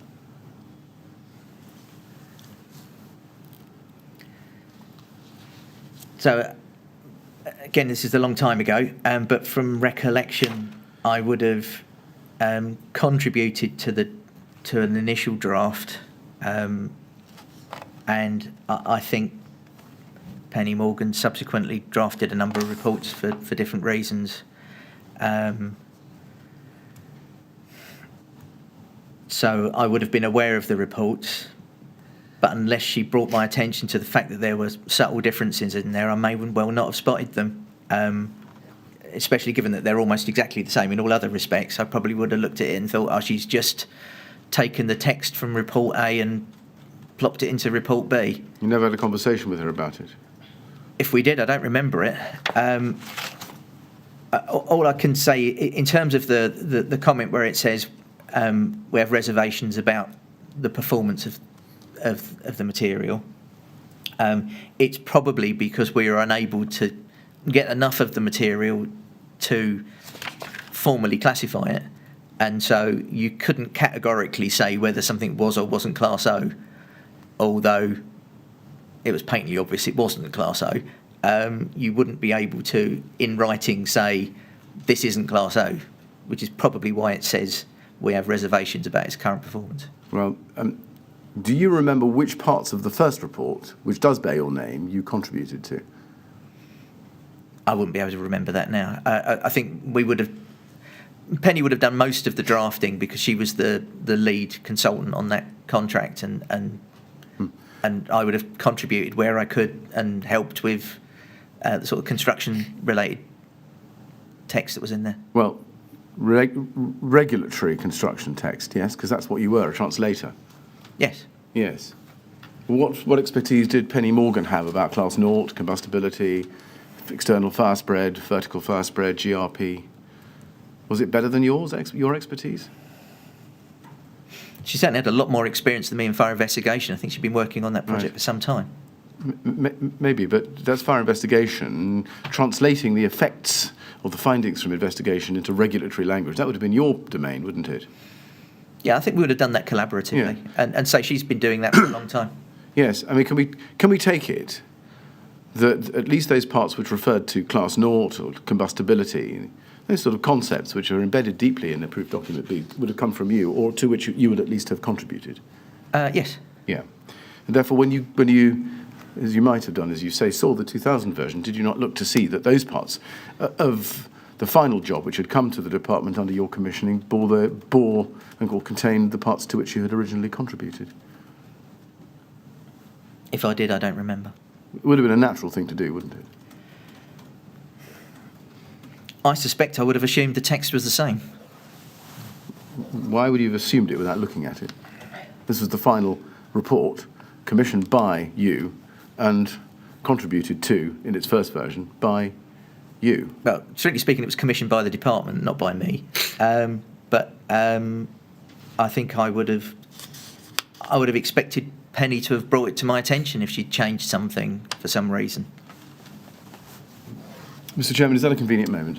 Yes, I think it is. Well, it's time we had a break now so that everyone can get some lunch, Mr. Martin. So we'll stop there. We'll resume, please, at 2:00. And as before, I have to ask you, please, not to talk to anyone about your evidence or anything relating to it while you're out of the room. Yes, sir. All right? Thank you very much. Would you go with the usher, please?